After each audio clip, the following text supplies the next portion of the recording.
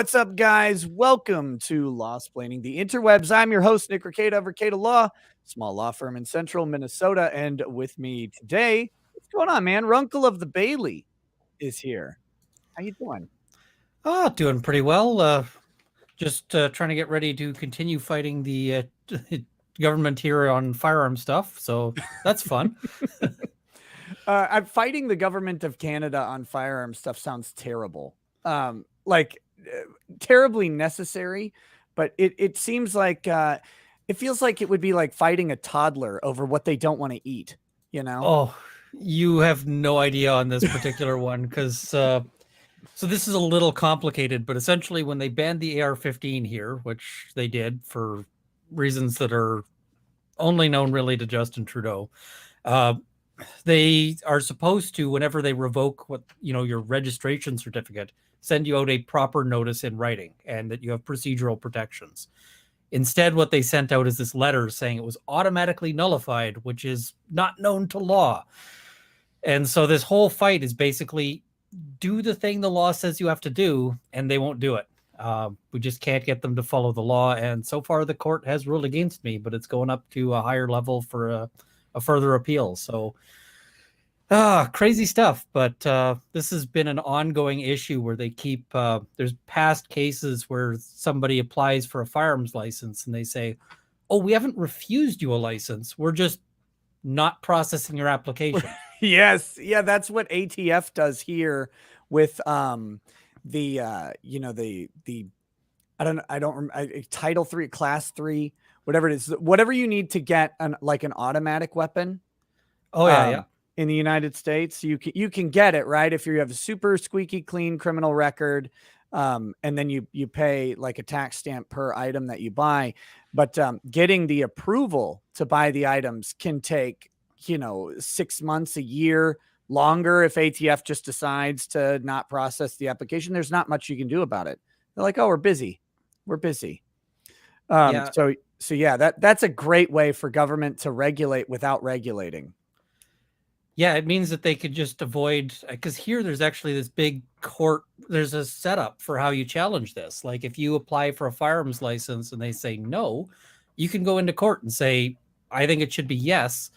And people win in these. So right. they want to shut that down. And the way they do that is by saying, oh, well, it only says you get to go to court if we refuse you or we revoke it. So long as we use some other magic word, it's okay. The comparisons I want to make, I really can't, even on this channel. But yeah, it's a weird tactic, and I'm surprised the courts have been allowing it at all. So, well, it always depends on what judge you get. No matter where you are, when you get into these types of issues.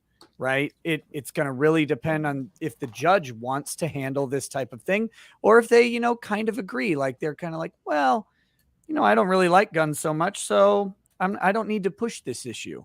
We can leave it to another court to determine. I think that's a big. I can't say anything about the judge in my case. Right. I don't know what his thoughts are, but I think it is a big issue when you look at the case law. There's a lot of instances of judges just going, either I don't want to touch gun stuff at all, or I don't know firearm law at all, so please send this to another court. And when they hear that there's an option to just kick it to another court, they're like, yes, that is what I want to have happen. Yep. Clear my docket. Yep.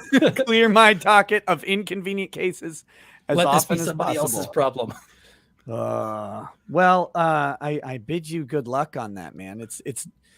That's the good fight. Canada needs, in my opinion, as a non-Canadian, Canada has a lot of great things.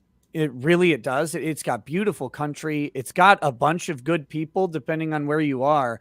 And I think what it just needs is a dose of that individualism that, there are certain provinces in Canada that seem to have it in a little bit more than others, but just that dose of no, like you should have a gun. Like you should be able to get one if you want. And the government shouldn't be able to tell you no, because why should they? Like, because F you, that's why. That's what I feel like that attitude is a little little bit more necessary in Canada, and there are plenty of states in the U.S. that are in a similar place. But here I am talking about Canada, so I don't know. One of the big problems we have here is really because of our electoral system. We're largely ruled by just sort of a few cities in the East. And those people look around and they say, well, we don't need a gun. Things are fine here. And they don't realize that what works in downtown Toronto might not work as well in, Nunavut. And so they'll say things like, well, you don't really need to hunt. You can just go to the grocery store. That doesn't apply to all Canadians. And they just have no ability to see beyond their own, beyond the end of their own noses, really.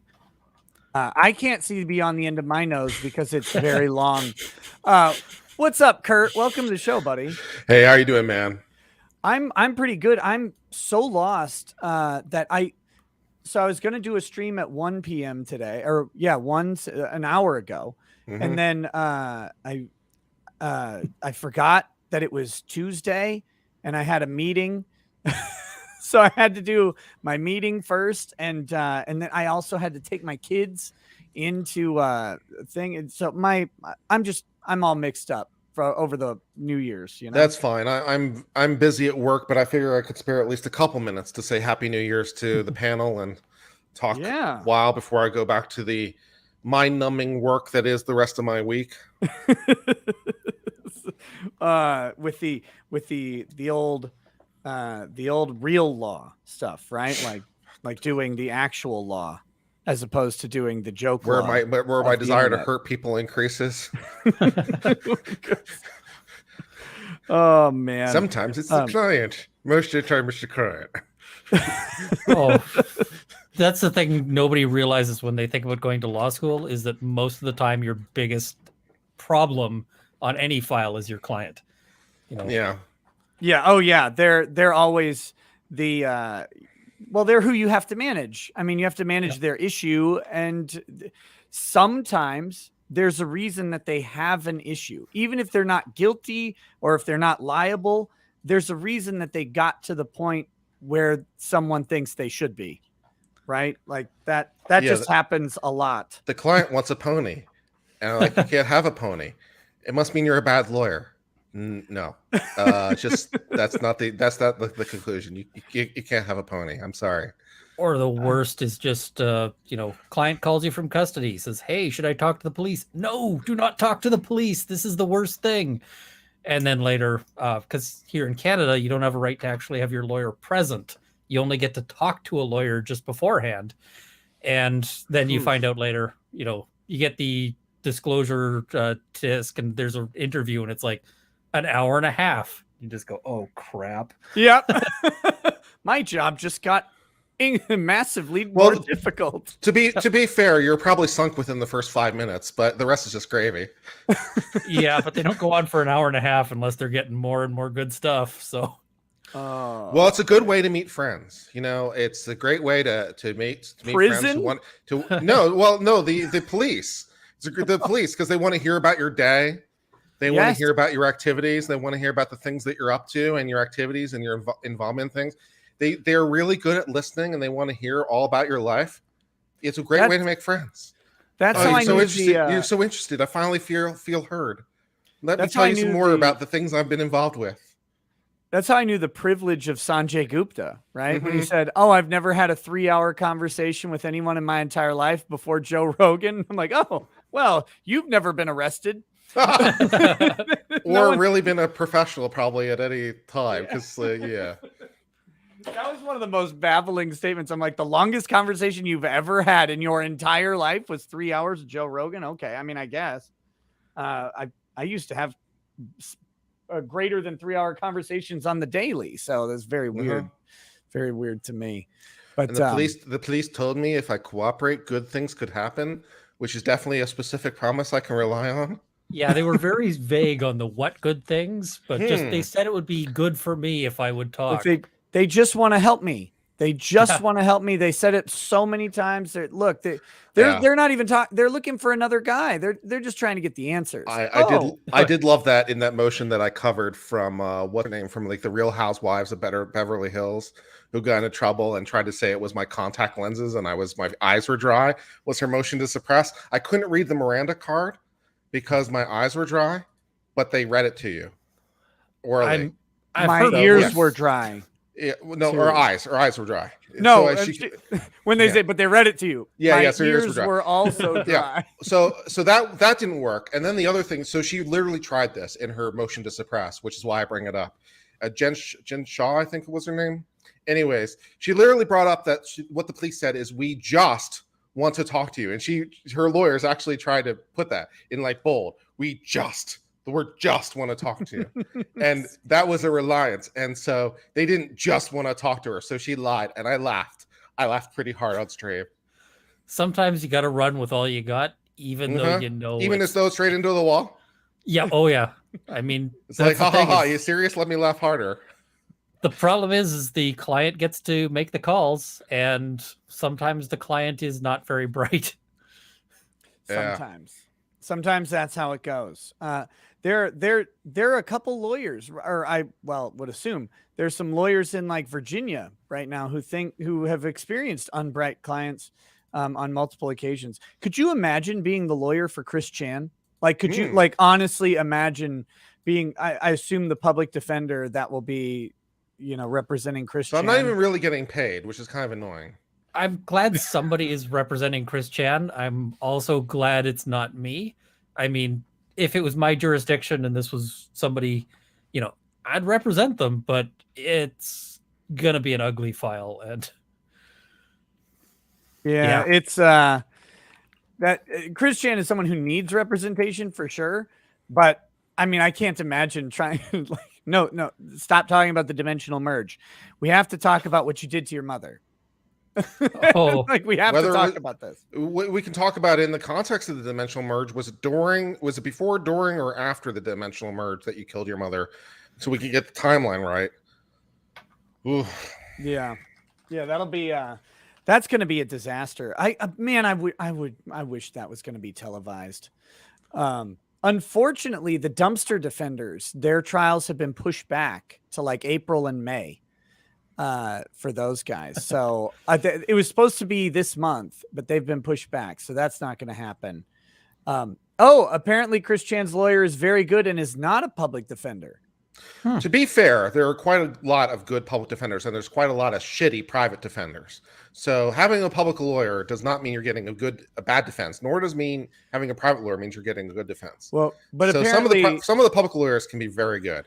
I'm also seeing in the chat that it's not just that they're a private attorney, but they're also apparently a private attorney of some renown. So maybe it'll be good stuff. Who knows? Maybe they'll come up with something that isn't bullshit that I'll laugh at, that I won't laugh at.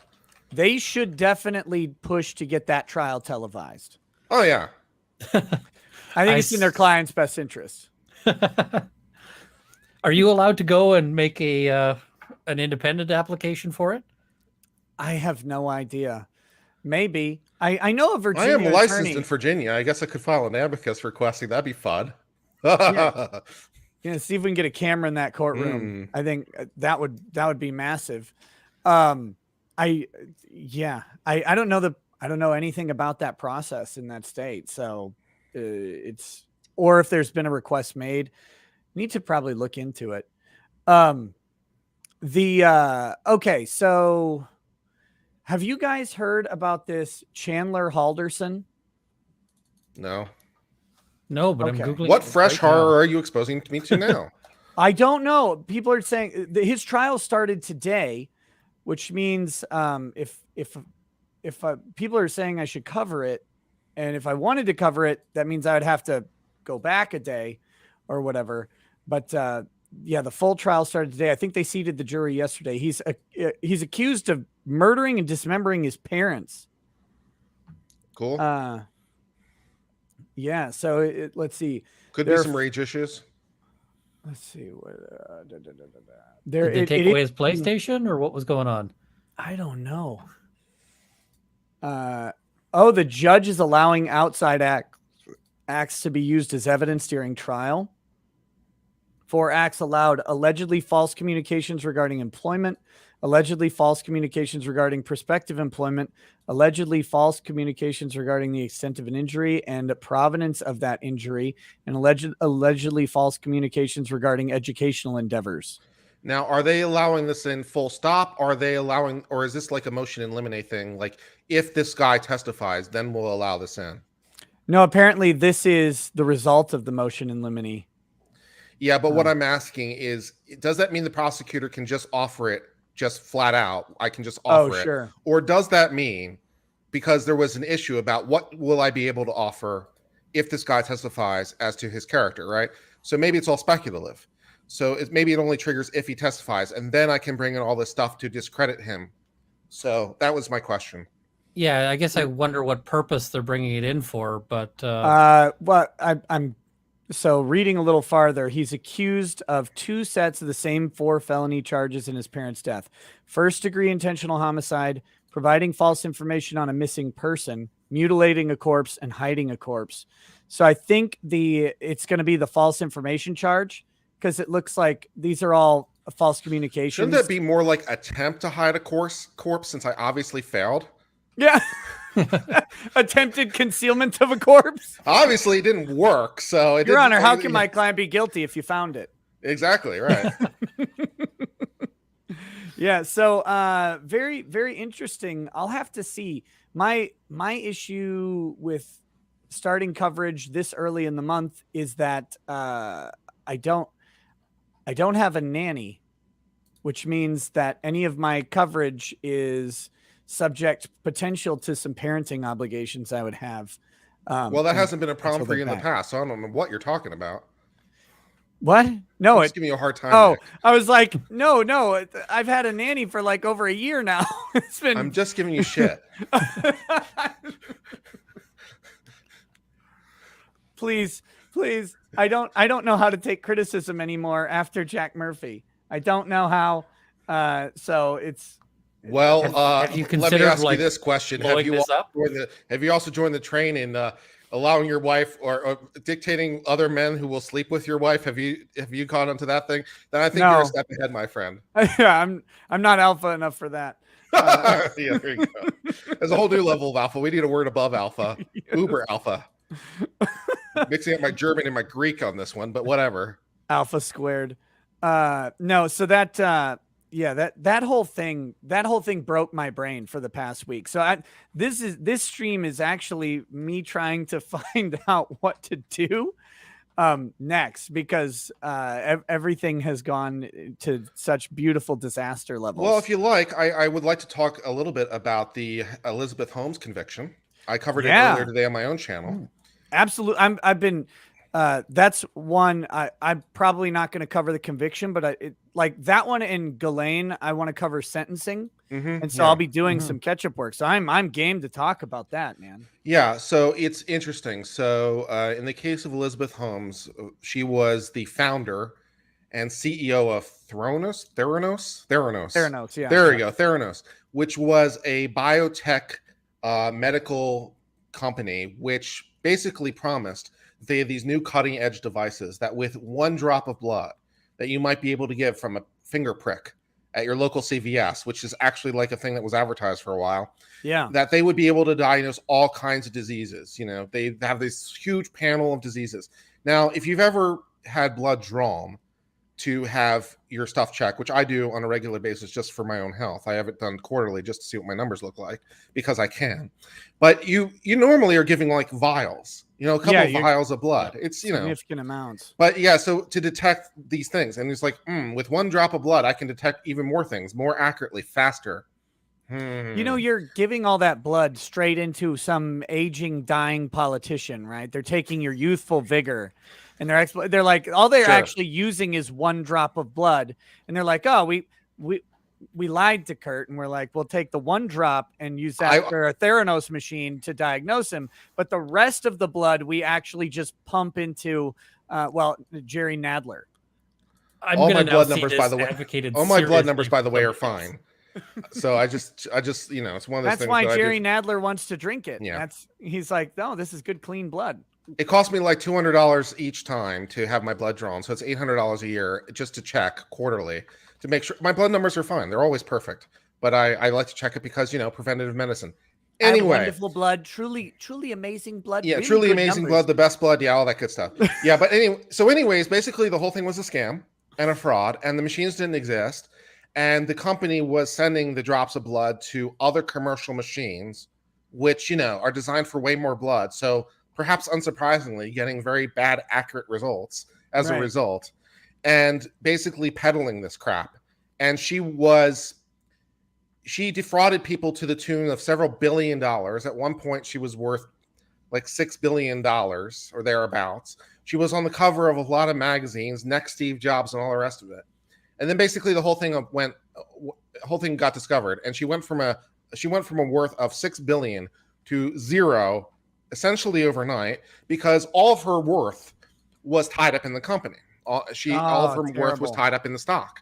And because the company was now worthless, she was worthless. So she went basically to zero.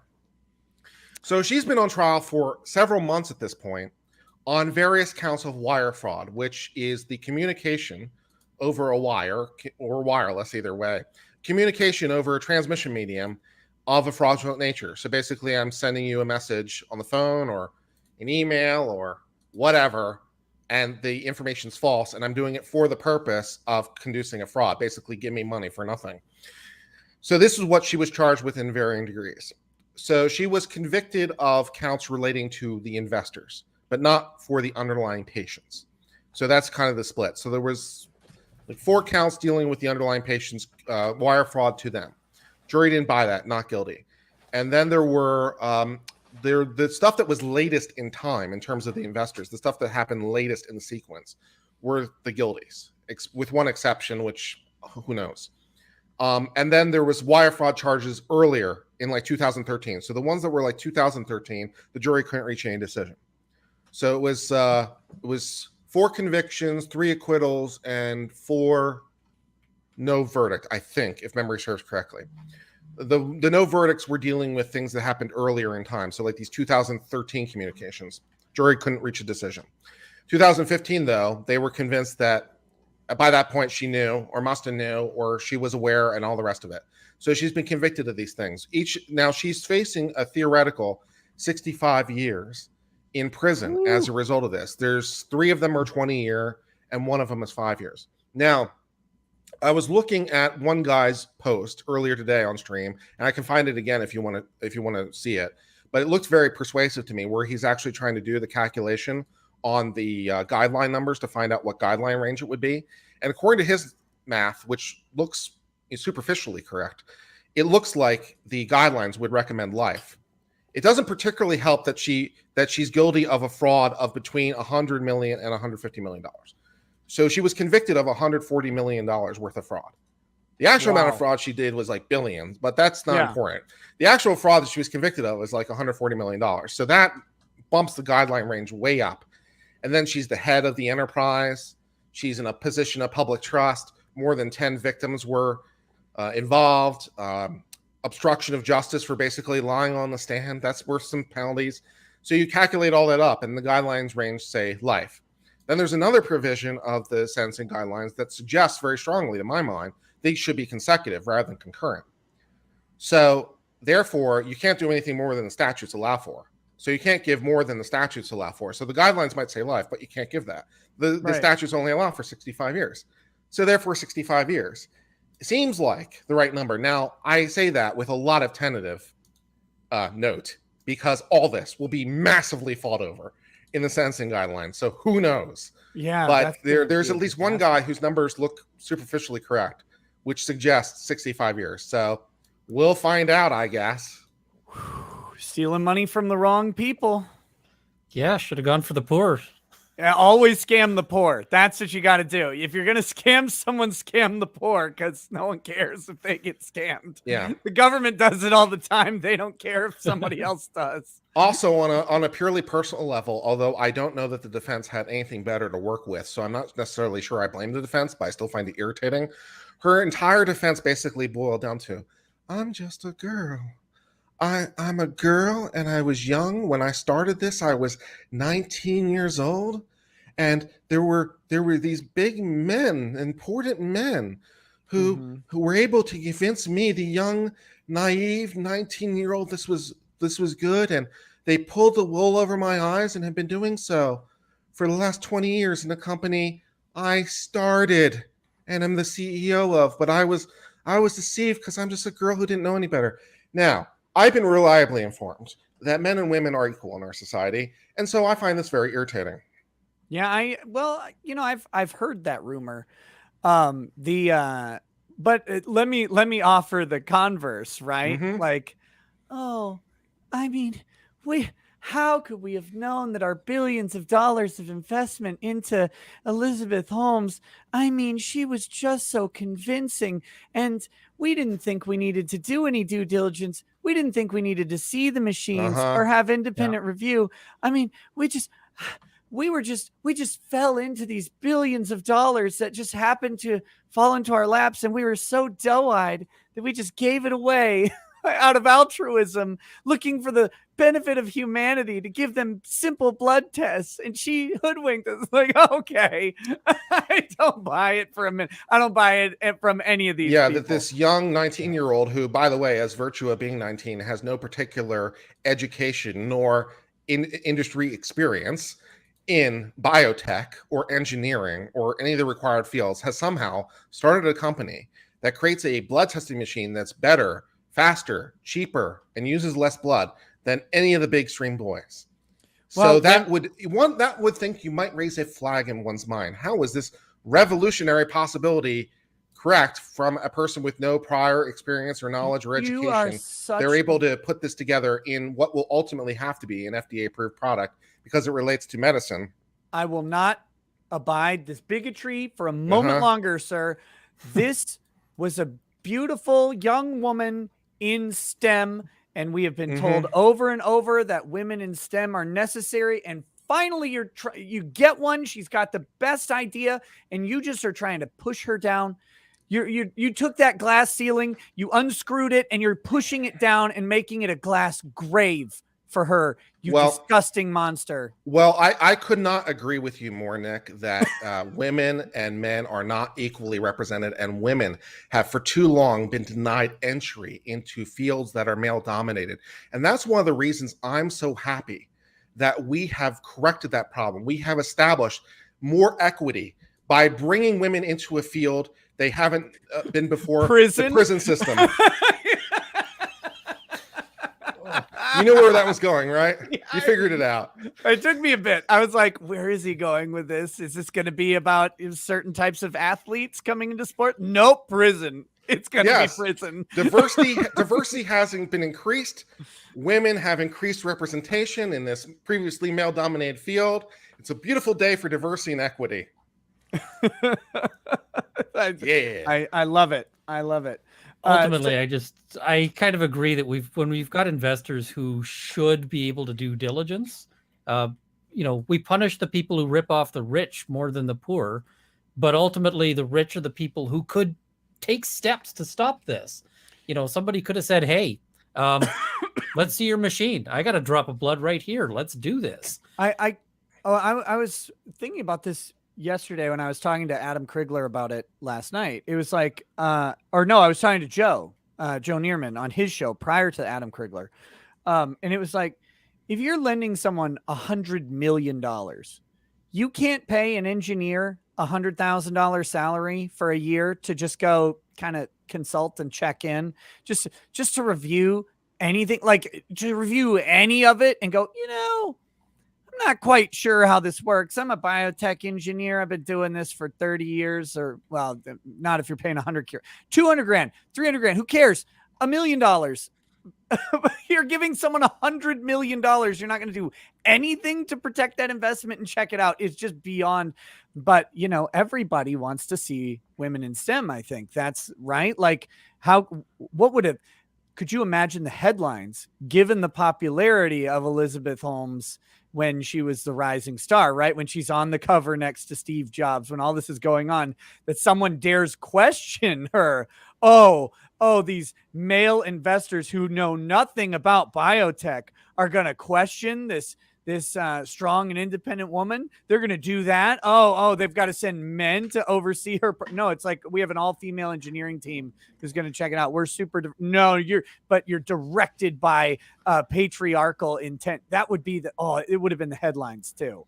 But I mean, even if you're worried about that, you just don't spend the money, right? Like and the thing is they were hoping to make big money on this. And I don't think some of them really cared that much if it was a scam, because so long as they managed to get their money out first, like they wouldn't be complaining if they'd managed to get their cash out before it was discovered. Yeah. What a mess. Let me hit some of these super chats here. Dragon's Treasure says, I'm officially declaring my victory for the Sperm Wars. This will be the last week to use the coupon code at the Dragon's Treasure. Also fighting off a cold, so orders are a bit delayed. So yeah, you can use the coupon code. I think the coupon code is Sperm Wars. From the book? From the book? No, from Jack Murphy. Oh, okay. There's a book called that. I was curious. There's a book called Sperm Wars? Yeah, the Sperm Wars. Yeah, it's an interesting book. You read it then? Yes.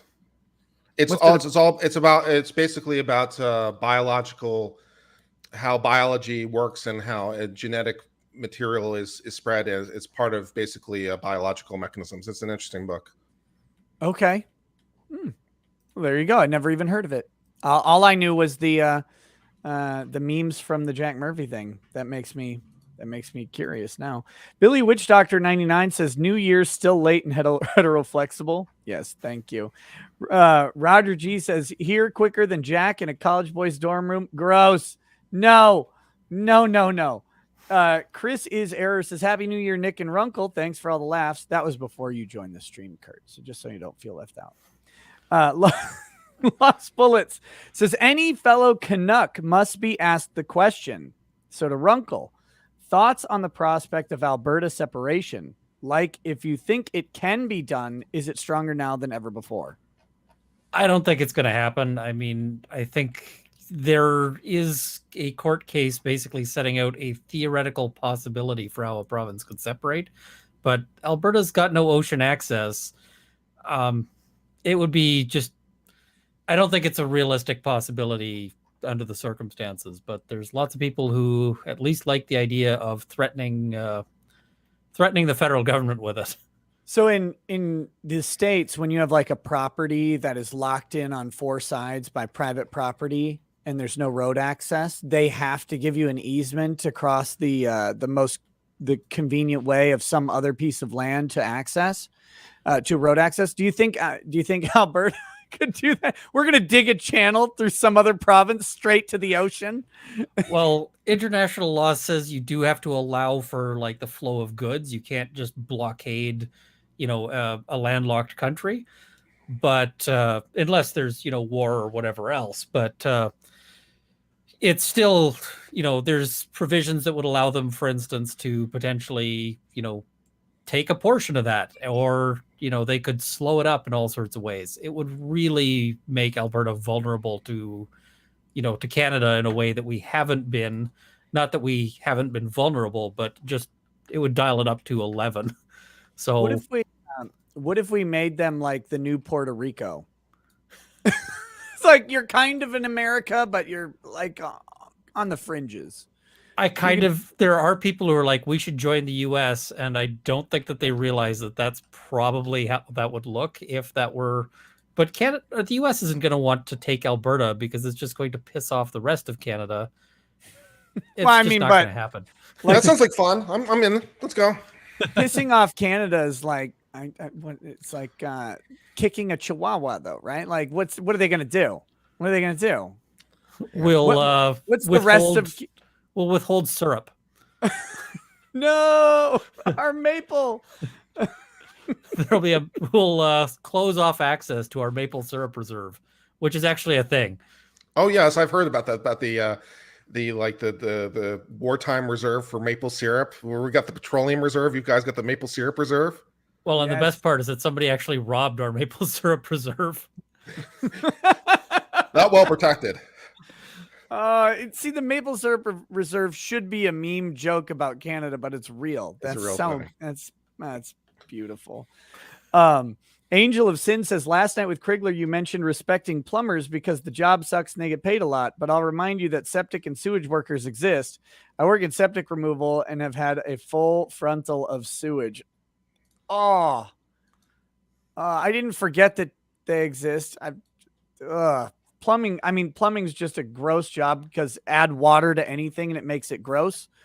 I don't know why water itself makes things gross, but yeah, no, septic and sewage is, yes, also disgusting. Much respect to you, and may I never have that job in my life. Timberwolf Sniper says, question to the panel.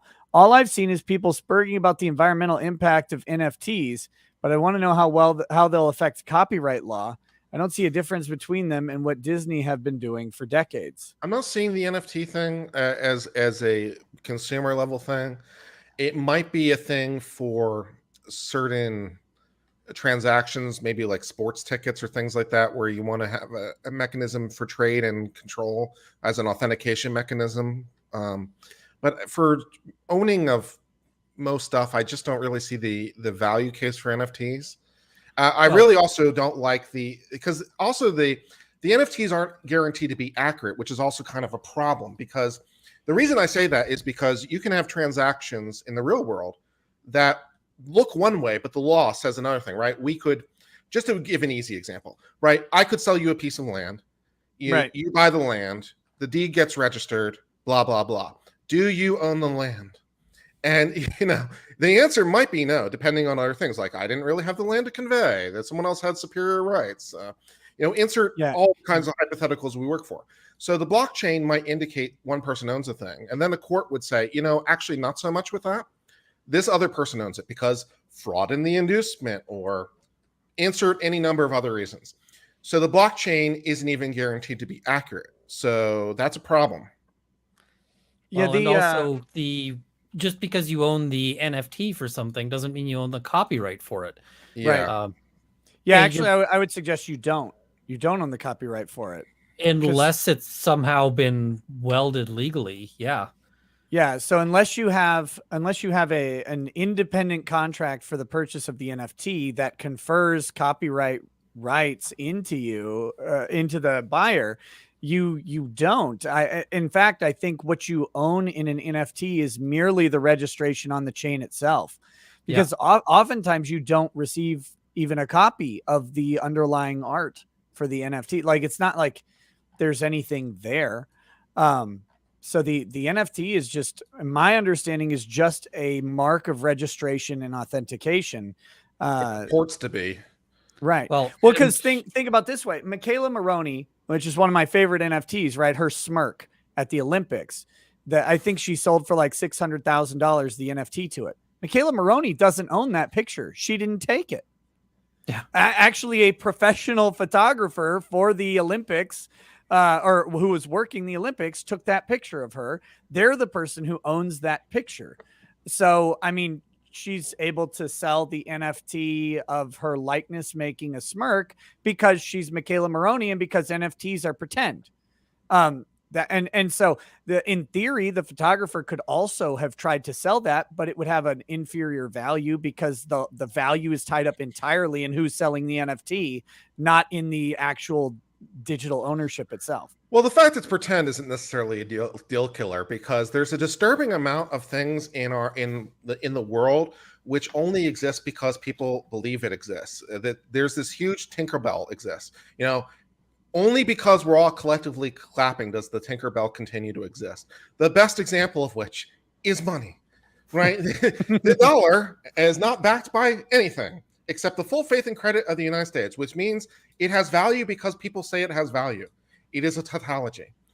And there's a lot of things like that in the world, where things are only true because we collectively agree that they're true. So the fact that we're making shit up, if you get enough people to believe in the thing, it becomes a reality. Right. So nice. Yeah, well, and like anything, even when you get down to it, gold is, people are like, oh, gold is Yeah.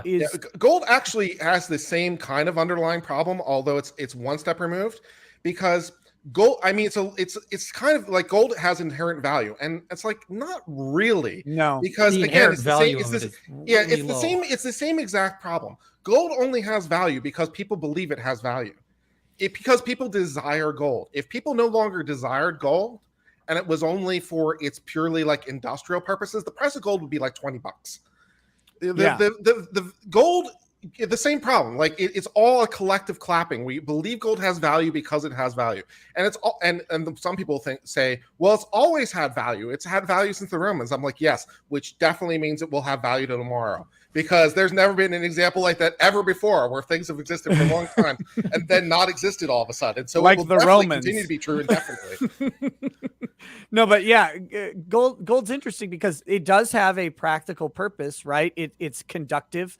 You can make Sure. you paint it on circuit boards and it conducts electricity. It's good and useful, but there are other substances that perform that task that are not that valuable, right? Like copper is very conductive and works in all sorts of things, and it's not worth hardly anything because it's not as shiny and pretty. So Gold, it's yeah. So if you reduce it to its pure industrial value, then it would still have some value until something better comes along. But yeah, it would have industrial value. But I mean, so what? The reason why your exercise weights have lead in them instead of gold is purely based on that. There was and again, it's not like this, these things the idea of physical things having the store of value. I think the oldest known example was it shells of a particular kind that were particularly hard to get, where they had to dive into the oceans, and they were particularly hard. So that was currency for a while. And then there were really big stones in the on some island in the east in Asia, where the really big stones.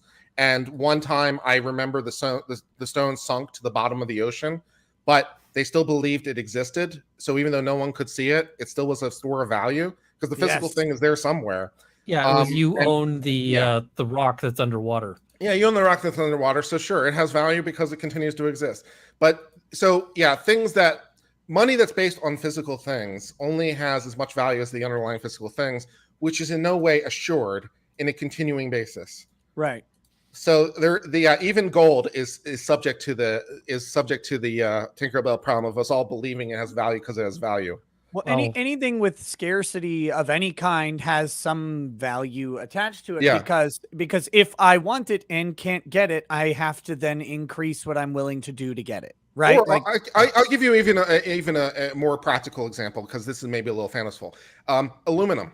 Aluminum is a good example. At the very top of the Washington Monument, the big tower in DC, at the very top of the Washington Monument is a ball of aluminum. At the time it was constructed, aluminum was more valuable than gold. It was harder to procure. It had more value as a substance. And then someone figured out a mechanism for creating it really, really cheaply. And then the value went to basically zero, because you can buy aluminum foil in your local grocery store and it's not worth anything. So this has happened to aluminum in the past. It's happened to other products. So it's not quite as fanciful as you might think. If you look at royal families that are old enough, they'll have like the fancy dinner plates were the aluminum ones from back in a certain era. Or aluminium, if you prefer, whatever. Yeah. No, we're not Brit bongs here. No, aluminum. Aluminum. Get Americanized, you weirdo UKs. Well, and diamonds are going to be the real fun example, because now they're starting to, If synthetic diamonds ever really catch on, then the diamond industry is fucked. Yeah, synthetic diamonds can be made. Well, right now there can't really be produced at a significant cost advantage. But if that technology ever really cashes on, man, the diamond industry is fucked. So diamonds might not be a store of value forever. I don't know, because they have synthetic, they have laboratory emeralds, laboratory rubies, and people still want the originals, right? Like they want the impurity of a natural diamond will increase in value. That'll be the funny part, where it's like, oh no, this thing is way too clear, has too high of a clarity, too low on the too few flaws, and like a flawed natural If you like, I'm diamond sure will. we can manufacture it with flaws. I'm sure We can make it but perfectly, so we can probably make it not perfectly. And the thing is, it did pull the value of rubies and sapphires and all of the corundums way down when it became much cheaper. Yeah. But well, diamonds though are a scam anyway. Tulips is a good example too. Yeah, the Holland tulips thing. That's hilarious. Diamonds, that's a really good one.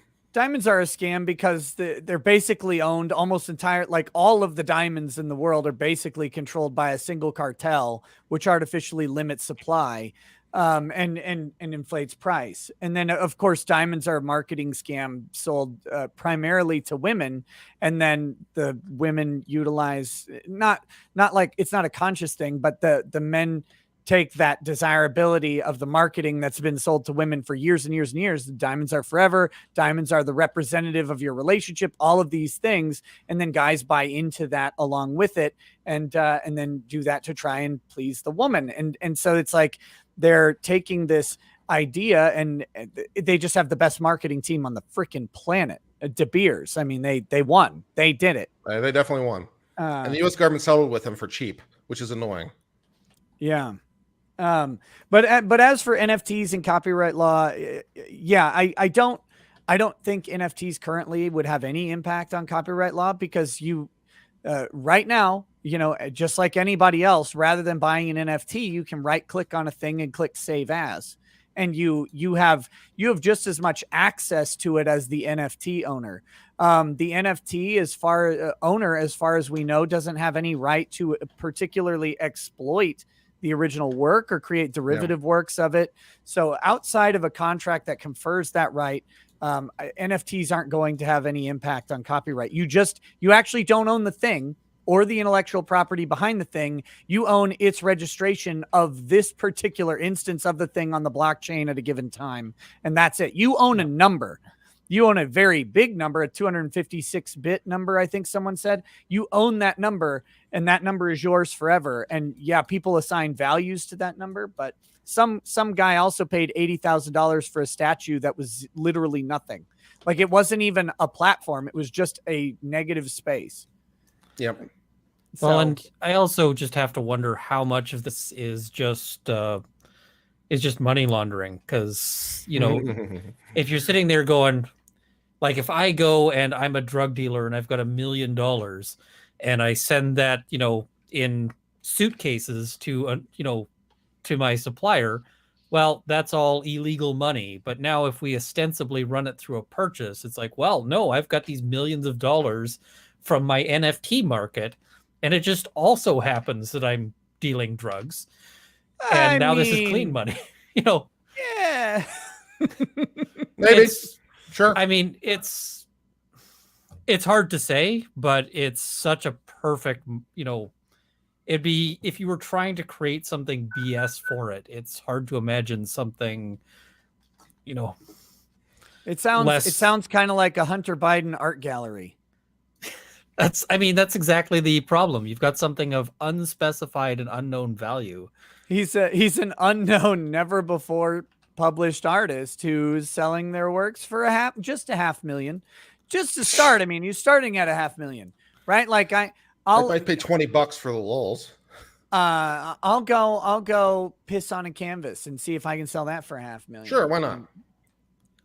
Anybody interested in that? DM me. Jack Murphy's gonna climb into your DMs again. Look, I don't know that he has $500,000 to give me anymore. He's got all that luminescent money. Well, I'd have to paint a picture of him on the canvas and then pee on that first. That'd be the $500,000. Tridio says, uncivil. Do you, like Jack, get your testosterone levels checked often? Also, the week of 1/12/21 last year, you chimped out about fire extinguishers and never retracted your statement of death. On the new year, do you retract and repent? No. The meme will never die. It cannot. It meme will will never last. It will outlast gold. It will always be more valuable. I would like to point out that the guy who did throw the fire extinguisher at the cop has actually been sentenced, and I believe got 5 years. I think he might have the most at this point. So the guy who did, in fact, throw a fire extinguisher, in reality, had a different cop, not the one that was pulled out of the Capitol, but a different one. He murdered with a different fire extinguisher. He killed Ashley Babbitt and the cop with the fire extinguisher. Yeah. Oh, and didn't they figure out the name of the cop who was involved in the shooting of Babbitt? Yeah, he was the guy who had, just previously had left his gun in like the DC the Congress or Capitol building toilet bathroom. Was that the same guy? That's hilarious. Yeah, Bird, I think his name was something Bird, not Robert Bird. That was a different weirdo. He was a Grand Dragon in the KKK and a senator from West Virginia. Yeah, Mike Bird, Michael Bird was the officer. Larry Bird? No, a different Bird with a Y, like the other one. Actually, I don't think they're related though. There's a little bit of a difference in outward appearance. Timothy Brown says, I still think Theranos was a giant money laundering scheme. Maybe. Could be. Apparently some people are unaware of that though. I didn't know I was getting into a money laundering scheme. I would have given you more. I mean, the problem is that if there's ever these sort of schemes, you don't want to be the person who's not laundering money, who's bought into it. Yeah. No, you want to be cleaning that shit off as fast as possible. Stephen Cooper says, trusting a 19-year-old with no skills to do anything useful with billions of dollars is like giving money to a guy with the last name of Madoff. A little bit, yeah. A little bit. I think Madoff had more qualifications than her by a long shot, right? Madoff was credentialed at first, and then he converted into the full-on grift. I think that's how that happened. Ponzi scheme grift. Yeah, maybe we could do Ponzi schemes through as a member benefit. If you are one of the first members to join, then you'll get like some rewards, and for every person you recruit, you get an additional reward. Can I create a pyramid scheme using like the YouTube as membership a method program? Of channel membership? Got to figure that out. Got to figure out how to do that. Somehow you got to tie NFTs to it. Yes. NFTs, sure. Yeah. I'll give you some NFT levels. Testosterone T. I don't know. Actually, that's not so bad. For the first 10 members to join, I'll give you 1 million NFTs. For every additional person, like you get 100,000. For every second tier person who joins, you get 500,000. Yeah, so I'll give you NFTs in proportion to your join order. You'll only fulfill the NFTs as the other people below join and create the NFTs that then flow upwards. Yes. That's how you got to do it. That's how we make this into a scam. Yes. This might sadly be illegal depending on how I structure it, but this could be fun. Let's see. 11 Bravo Crunchy says, Nick, if you ever wander your way out towards central Wisconsin, feel free to stop in for some trigger therapy. I have 250 yards on my property and access to a private 600-yard range. Hey, that sounds fun. I'm not going to do that in the winter because going to Wisconsin in the winter is almost as bad as being in Minnesota in the winter. Or say Canada in the winter. I don't want to say Canada ever. Fair enough. Dude, you guys had it. Yeah, you were like so cold the other day. It was like -30 or something. Right? It's been ridiculous. We've had to replace a distressing number of car batteries in the past couple of years. Jeez. Just, if they get that cold, they just, that's the end of them sometimes. So it was here the other night. Drex and I got done with the stream and I checked my phone. It was -20 air temp outside and the wind was blowing. It was like, oh my God, it's gotta be the wind chill all day while it was much warmer was -31. And so when it hit -20, it's like, oh, it's bone chilling cold. And it was just cold down here in the office. It's always hot because the computer's running and it's a smaller space. But upstairs, man, it was like, God, it's just, we have big windows. It's freaking cold. Oh. My first go ahead. experience with a real Canadian winter, because I grew up in Vancouver, which doesn't really have real winters. It's It's in the fairly 50s warm in because of the Austin ocean. right now, so it's not too bad. But I then moved to Edmonton, and they were saying, "Oh, it's 40 below," because I had actually flown from. I did work in Toronto, and then I flew back. And when I left, it was 10 below, which wasn't too bad. But then when I got back from Toronto, which also had been warm, they said, "Oh, it's 40 below out," and I was parked in the cheap parking at the airport, and I was like, "Oh yeah, it's 40 below. That doesn't mean much. It's just a number." So I My walked gas out there. is gel in the tank. 40 below is pretty cold.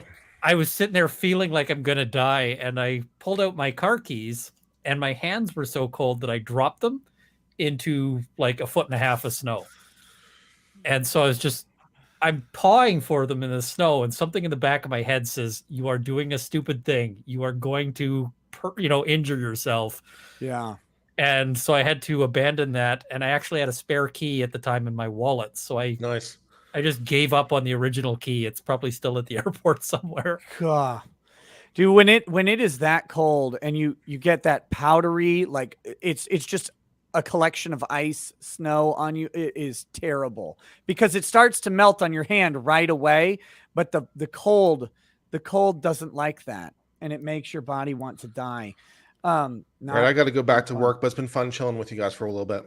All right, later, brother. Have a good one. Good one. Cheers. I see someone saying, I thought this is a legal channel. Well, we are discussing some legal issues, but to cover the that case, the Halderson case.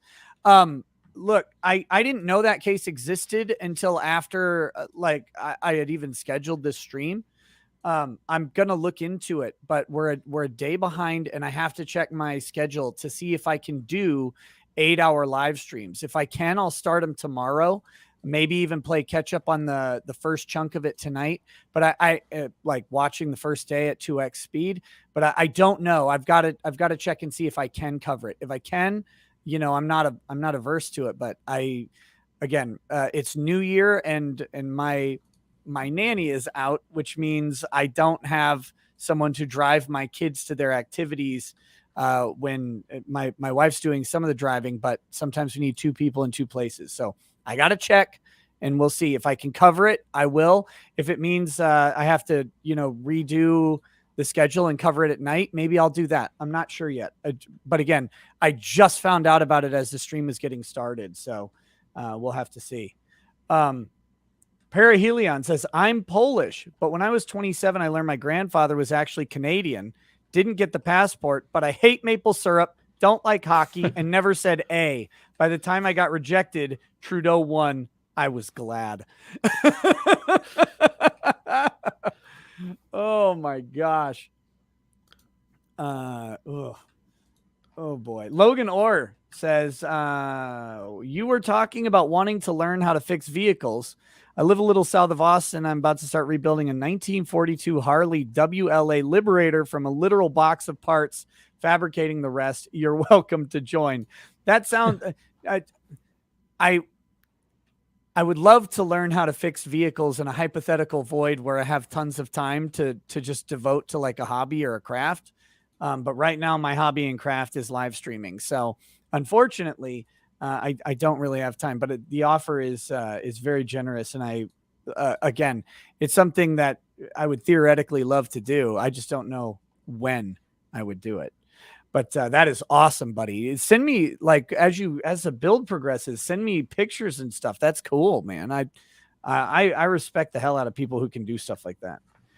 Art and Soul says, Nick and panel, what are your thoughts regarding the new IRS law that requires all income from criminal activity, theft, bribes, drug money, prostitution, must be declared and reported to the IRS? It's actually always been that way. I mean, they may have a specific law on it now, but all income is income. The only income that is not reportable has been specifically accepted under the law. So, your all income is income. Even gifts are income. The thing is that the IRS has a law basically that says, well, gifts under a certain amount are not reportable as income because they're gifts, but they are still income. So, that is, I mean, what I think about it is, I mean, I don't know. If you're a massive drug dealer, I don't know that you want to report like $1 million of income to the IRS when you like work at a Denny's or something. They're going to be like, "Where's your 1099 on that?" It's like, well, Ray didn't give me one. I don't think that's going to be a good. Don't try that. But it's actually always been your obligation to report your income. But income tax, at the end of the day, is theft. Income tax has no basis in logic to me. I do think that the government has the power to levy taxes, for sure. They used to do it on property and specific transactions. Then they'd started doing income, which is a completely arbitrary way to do it. It doesn't make sense. Not everybody's wealth is calculated in income. Not every transaction is quantified by income. Your income is it may exist irrespective of the government services that you use. So to me, it's a bad thing. What do you think about the income tax, Runkle? It's the problem that you have is that although the idea of like, hey, sort of more people with more pay more makes some sense. It's such a difficult way to actually quantify it, and it's so riddled with exceptions that what we end up with is people who might be massively wealthy and pay nothing, as compared to like a secretary who ends up paying, this substantial chunk of her income. I like proposals that have suggested that, property be taxed, and that be which ends up, if you're a renter, you're going to pay a share of it. But it ends up meaning that the more sort of you occupy, in the sense that then you'd pay more on that basis. But I mean, we obviously need things like the military and roads and so forth. And I part from some libertarians in the sense of saying, like, listen, we do need these things, and private businesses are going to do a pretty crap job. I don't look forward to a world where we're going to have roads with tolls on them. I bet Amazon would build the roads.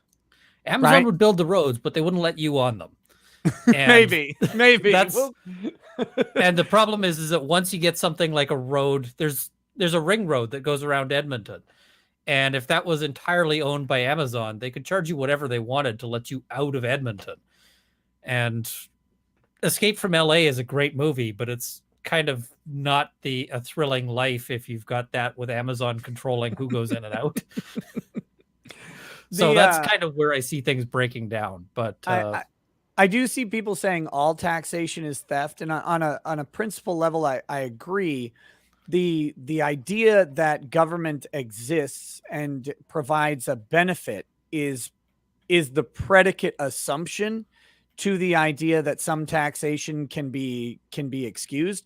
But to me, the tax always needs to be directly tied to a service, and maybe a fee is a better way to think about it. So to me, it's like, and I'm not talking about arbitrary nonsense like a licensure fee. No, I mean like, okay, so if I do a business transaction, right, I've got a contract that needs enforcement. Well, the tax on that would be, I'm funding the court system that protects my interest, would be kind of the idea behind where you can justify some sort of thing. But to me, it should always be transactional. I don't think I don't think I should pay to own what I own, right? Like a property tax in that way, but maybe a tax on the purchase of the house. And based on the numbers, maybe you have to amortize that tax over time. But I think at some point you should be able to free yourself of the taxation for your own property. Like that's such a weird thing to me. Like what does my tax? Now, maybe I have to pay a fee for access to fire and health services, fire and ambulance or whatever. Like maybe that is, and that gets built into property taxes in some way. But I think some more clear delineations about what my taxes pay for needs to be in effect, because we're homeschoolers, right? But I have to pay taxes to fund the local school system, even though we don't, even the activities our kids do are through a private school. And so we separately, like our kids do band, which we can't do at home because we don't have a whole band, but we pay the private school for those band classes. We don't send them to the public band school. So I don't want to pay for the public school at all. I actually think the public school is a cancer on society, but I'm forced to, even though I don't use it. So that's my issue on the tax I've thing. got no kids, but I mean, could you imagine what the internet would be like if we just, if there was this large group of, well, I suppose the internet's already pretty bad, but if you just had this large group of people not going to school at all, the internet would be pretty miserable. But when people talk about like corporate welfare, the biggest beneficiary or the biggest source of that is exactly what you identify, the courts. Because for the average person, the courts don't do a whole lot for you. Right. If you're working at Walmart and, you're not getting nearly as much benefit from that as the Walmart employee as Walmart is. Because Walmart, all of their transactions, when they buy 1 million lawn chairs because they're going to sell them across the US, they rely on the courts for that. And so there's all these things that really benefit. I mean, heck, just the existence of corporations is a government provided benefit that gives tremendous value to large businesses and not a whole lot of value to small, the sort of independents. Right. So all of these things, when we talk about sort of fee for service, they always get missed. Like, they'll set up like, oh, it costs you $20 to go to the park with your kids. But, this $1 million court litigation is largely borne by the public, aside from the cost of the lawyers. So I'm not going to pretend that I am an expert. I think lawyers pretending that we know how to solve the world is part of how we get here, especially because many of us go to politics. Look, but, I'm just saying I'm a libertarian until you put me in charge, because I'm correct. Then I am a tyrant. So I can solve the world's problems really quickly. I sometimes joke that I'm a Runkletarian, which the purpose of Runkletarianism is to set up a government that teaches you the benefit of liberty. Yes. You could be free or you could live under me. It'll be great for me, but you might have results will vary for the rest of y'all. Iron-fisted libertarianism. Yeah. It'll be liberty or else will be our slogan. Liberty or else. I like that. No, but the way taxation is implemented now, I think no matter where people fall on the spectrum of taxation, we can all agree that the ultimate biggest problem that we have right now with taxation is who spends the money and how they do it, right? Like once if we could start by solving that issue, like how the money is spent, then we can start maybe figuring out where taxation needs to be to get to those goals. But we have such a problem with spending and just the ludicrous amounts of other people's money that people are willing to spend that it gets comical. It gets impossible to fathom.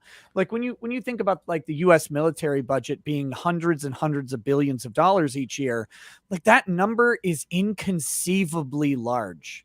Yeah. Right. It is inconceivable. Like I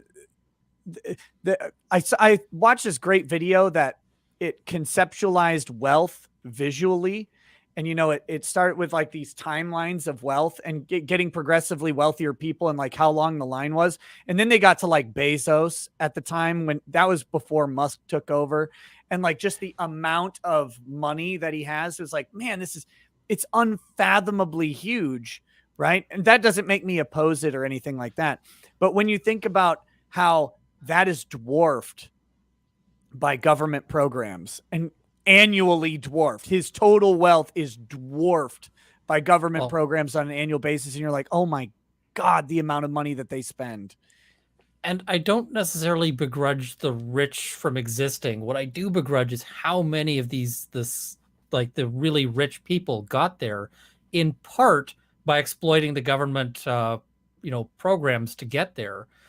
And so you'll get things like, a big company saying, okay, well, we're going to pay our employees a wage where they're getting welfare still, even though they're working a full-time job. And that is essentially the government offering a wage subsidy and paying that business to have those employees. And then the employers get really rich, the taxpayers get really poor, and the workers there get poor. And I go, as a taxpayer, how much do I really like those, those people in order to make them wealthy? I go, not so much. We have so much interference where the government is like, hey, we need to make this business succeed. And I go, it's a business. Like, if we're a capitalist society, can't they just fail if they suck?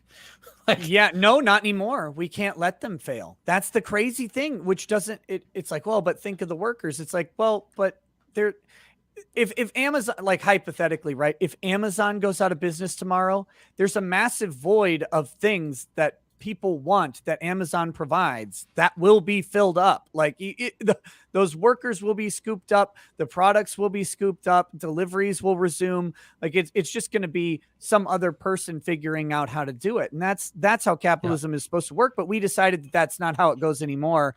When in the US, when we bailed out the auto industry, when we bailed out the banks, it's like, oh man, if these banks fail, what are we going to do? It's like, oh, what? Some other asshole isn't going to figure out how to make a bank? Like somebody else isn't going to come and do banking. Of course, someone's going to bank. They're going to actually probably buy these banks debt, and they'll resume, and they'll have a different strategy on lending and investments. Like, what are we talking about? As if banks aren't going to exist if this one goes out of business. Come on now. Why do the banks take these crazy risks? Well, because they know that, that we're not going to let them fail. When they're sitting there looking at it going, hey, should we be offering all these loans that are potentially going to explode in our face? You're a lot more willing if you know that you can threaten the government with it at the end of the day. It's like if I'm at the casino, am I going to bet my entire life savings on one number? No. But if I know that if I do that, the government's going to come in and say, hey, we'll give you back your life savings. Absolutely. Then you bet it every time, right? Yeah. If I get all the profit, but none of the risk, sure. But we also have a thing with different countries and different jurisdictions where they're all fighting to give businesses the most taxpayer money because the town next door will do it. Yep. Or the country next door will do it. We've ended up in this weird taxation economy that was never contemplated by anybody.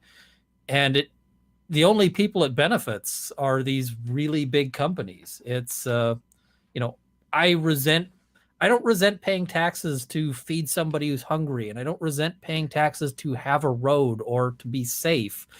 All of these things are necessary, and we can fight about how that happens and whatever else. But I really resent when I'm paying taxes to make sure McDonald's is still there. McDonald's should be looking out for its own self. They're taking all the money. So, and we get no return on investment for it. Like McDonald's doesn't pay that back. It's not like it's an investment in the same way. It's just, we keep throwing money at them. Yeah. The tax incentive program.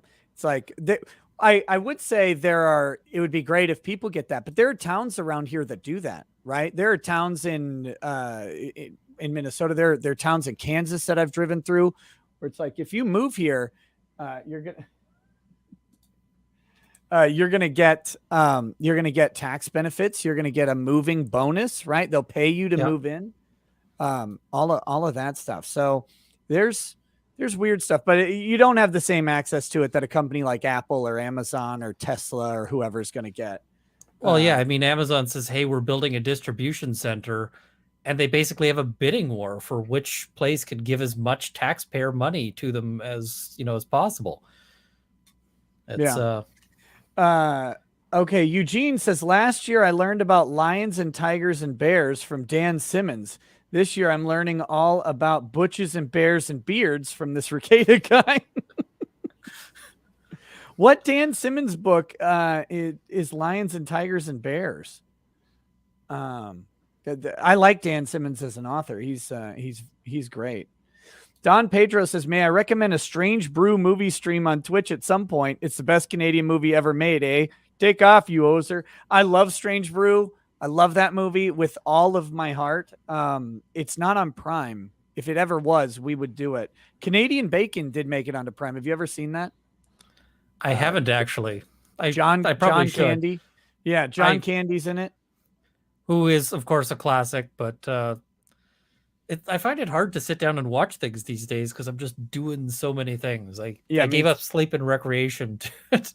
That's why almost all of my movie watching occurs on a live stream on Twitch. And so it's all tied to whatever's on Amazon Prime, because then I can watch it on Twitch through their Watch Party app. That's the only way I get movie time in anymore. So I may have to consider that one.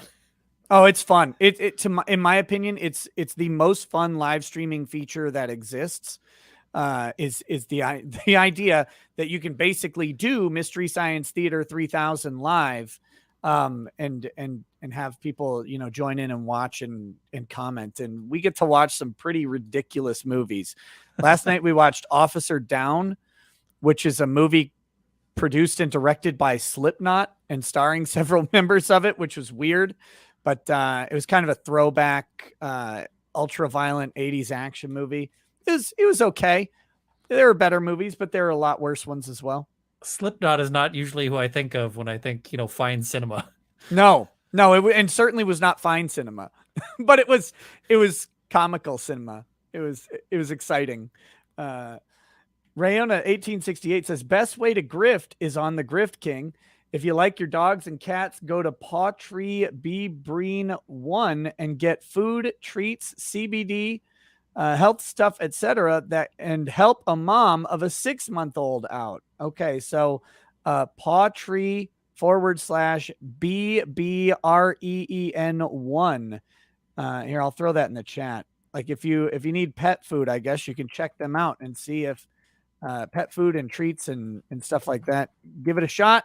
I don't know anything about it, but I'm sure there's some good stuff out there. Timothy Brown says, I would have no complaints about paying taxes if the federal government could balance their checkbook better than a 5-year-old. Yeah, like I said, think that's unfair to most 5-year-olds. It's the spending that, touche. At least do it in crayon if you're going to be wrong. No, it's that's a big problem with taxation right now, is the spending. But Josh Free says, sorry to distract, but you guys were talking about Ethan Ralph with Drex last night. Well, it was a couple nights ago. You guys should watch MC Jarbo's DeGunt series. It's feral diss tracks about Ralph's big swinging gunt. Love you, Ricada. Hey, thank you. Love you back. I don't know if I'll be watching any Matt Jarbo vids anytime soon, but if other people want to check that out, you certainly can. Or wait, is MC Jarbo different than Matt Jarbo? Because if it's MC Jarbo who is not Matt Jarbo and it's more of a parody, then yes, everybody should watch them immediately. But if it's Matt Jarbo, if it's the Boulder King himself, I don't think so. The Marylander asks, are you open to talking to someone who disagrees with you? I mean, sure. I don't know who could disagree with me. I'm always correct on everything. Yeah, I don't know. So, I got to check out this case, this dismemberment case. Who doesn't like a good dismemberment, right? I'm guessing his parents, but well, maybe. Let's see. I'm going to pull up this news story and see if let's see what's actually, have you seen this thing at all? Do you know anything about it? I've just looked at the news articles on it now, and it's so far the news articles are basically, there's a lot of navel gazing because they're talking about how they won the fight to be able to live stream it. Yeah. There was, but the annoying thing about the order for the live streaming is that if there are any sidebar conversations where the jury has to be excused, the cameras have to turn off immediately. So which is annoying. Like, let the attorneys make the arguments in public. I don't get why we have to have this non-transparency in the courts. Well, and some of those arguments are the most important in terms of understanding what's going on. Like, why didn't this evidence get called? Oh, right, because they asked to call it and were shot down for reasons that the public needs to know. Yeah. So here we go. Trial opens for Wisconsin man accused of killing parents. 23-year-old Wisconsin man charged with killing and dismembering his parents is going on trial. Opening statements were scheduled for Tuesday in the trial of a 23-year-old Wisconsin man charged with killing and dismembering his parents. A jury was selected Monday in Dane County Circuit Court to hear the case against Chandler Halderson, who faces charges of first-degree intentional homicide and mutilating and hiding a corpse. The criminal complaint in the case has not identified a motive. According to prosecutors, Halderson spun a web of lies after reporting Bart and Krista Halderson missing on July 7th. He told investigators that his parents never returned home to Dane County from a 4th of July weekend trip to their cabin in northern Wisconsin. He's been in Dane County jail since his arrest and is being held on $1 million bond. Bart Halderson's remains were found in rural Dane County on July 8th, the day Chandler Halderson was arrested. And authorities said that he had been shot once before being dismembered. 6 days later, investigators found Krista Halderson's remains alongside the Wisconsin River in Sauk County, according to the complaint. Oh, well, you know how this could have been avoided? They probably didn't buy him a PS5. Yeah, that's my theory here. Look, warning to all the parents out there, if you're not going to pony up for the PS5, you're going to get dismembered. And the question is, do you deserve it at that point? I think there's a strong argument they might. I think so. Let's see. 18 jurors were selected to hear the case, but only 12 will be tasked with reaching a verdict after 6 alternates are chosen at random and dismissed once closing arguments are over. Trial is expected to last 3 to 4 weeks, the Wisconsin State Journal reported. Holy cats. Wow. Yeah, I'll have to see. Again, I'm happy to the dumpster bros, or well, dumpster defenders, their father-son, so bros is weird. But the dumpster defenders trial is not out until or does not start. It has been delayed until April or in May, I think, depending on which person we're talking about. So it's going to be, that one was going to be my January coverage, but now that's going to be gone. Can you imagine losing your life over a dumpster? And I mean, on either side of this, because one side is looking at potentially the rest of their lives in jail and the other is dead, you know, and it's just like, no, it's literally a box of trash. Yeah. It's the most pitiful thing that like, imagine, okay, so, you know, go into your mind map and heaven is real. And you like go up to the pearly gates and Peter's there and he's like, hey, what brings you here? And you're like, dumpster fight. It's fighting over a dumpster. I wanted to throw a twin mattress in a dumpster thing. And he's like, but you know, there's like a heavy trash pickup day that you could have put it out on in the same town. Like you could have just done that instead. Well, I really wanted it in the dumpster though. This guy took it out. He's like, and now you're dead. He's like, yep. So he goes, okay, well, you can go to hell then. I feel like there maybe should be a special hell for extra stupid people. Yeah, God, what a waste. What a waste of life. The thing is so many self-defense cases end up, or, you know, use of force cases end up like this when you actually, you know, stop afterwards and think about them, which is what nobody's doing at the time. Right. Because it's like, oh, hey, this guy was taking my TV, so I shot him. And it's like, okay, well, now you're spending, you know, $100,000 easy fighting over this TV, you know, and potentially doing the rest of your life in jail over it. And it's like, I bet you'd go back now and just give him the TV and buy him a second TV if you could. Yeah. Yeah. Rather than potentially going to prison forever. Yeah. It's always tough to make the call, right? Because you also don't want to just create a free-for-all for crime. Right. But it's a lot of them you just sit there and you go, oh, man. And that's even on like small uses of force. You get like shopkeepers who grab somebody's arm and, you know, dislocated it or something. And they're being charged and they're not looking at, you know, years in jail. The Crown, you know, here, because it's Canadian, is asking for months. And they're still going, you know, I wish I just let that guy walk out. Yeah. Here, speaking of that in jail terms, the Manhattan District Attorney is to stop seeking prison sentence in slew of criminal cases. So this is fresh. Someone in the chat mentioned it. It says Who needs soft on crime judges when the district attorney doesn't even want to lock up the bad guys? Well, this is slanted a little bit. Manhattan's new DA has ordered his prosecutors to stop seeking prison sentences for hordes of criminals and to downgrade felony charges in cases including armed robberies and drug dealing, according to a set of progressive policies made public Tuesday. Armed robbery is a hell of a thing to take off the table. Yeah. Yes. In his first memo to staff on Monday, Alvin Bragg said his office will not seek a carceral sentence except with homicides and a handful of other cases, including domestic violence felonies, some sex crimes, and public corruption. This rule may be accepted only in extraordinary circumstances based on holistic analysis of the facts, criminal history, victims' input, particularly in cases of violence or trauma, and any other information available. Assistant district attorneys must also now keep in mind the impacts of incarceration, including on public safety, barriers to housing and employment, financial costs, and race disparities, Bragg instructed.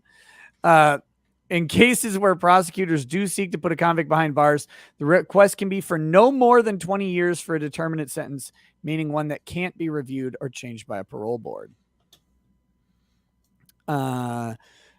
What is this lady cop doing here? Is she like about to record a TikTok video? She's got like a dance pose going. That is a weird posture. That's a weird setup. And look at how big this guy is. There's got to be some perspective things going on, or else that guy. I mean, this guy, these are normal heighted people. This guy is a towering giant, a behemoth of a man. I'm wondering if this is just accidental forced perspective, or is this guy like living under a bridge and, eating horses or something? I'm 7'2". Like, oh my God. My whole life was to become a police officer and dispense the will of the state through these hands. Anyway. Yeah, looks like he's got like a 1.5 feet on. At least. It looks like she and Tim are on the same plane there.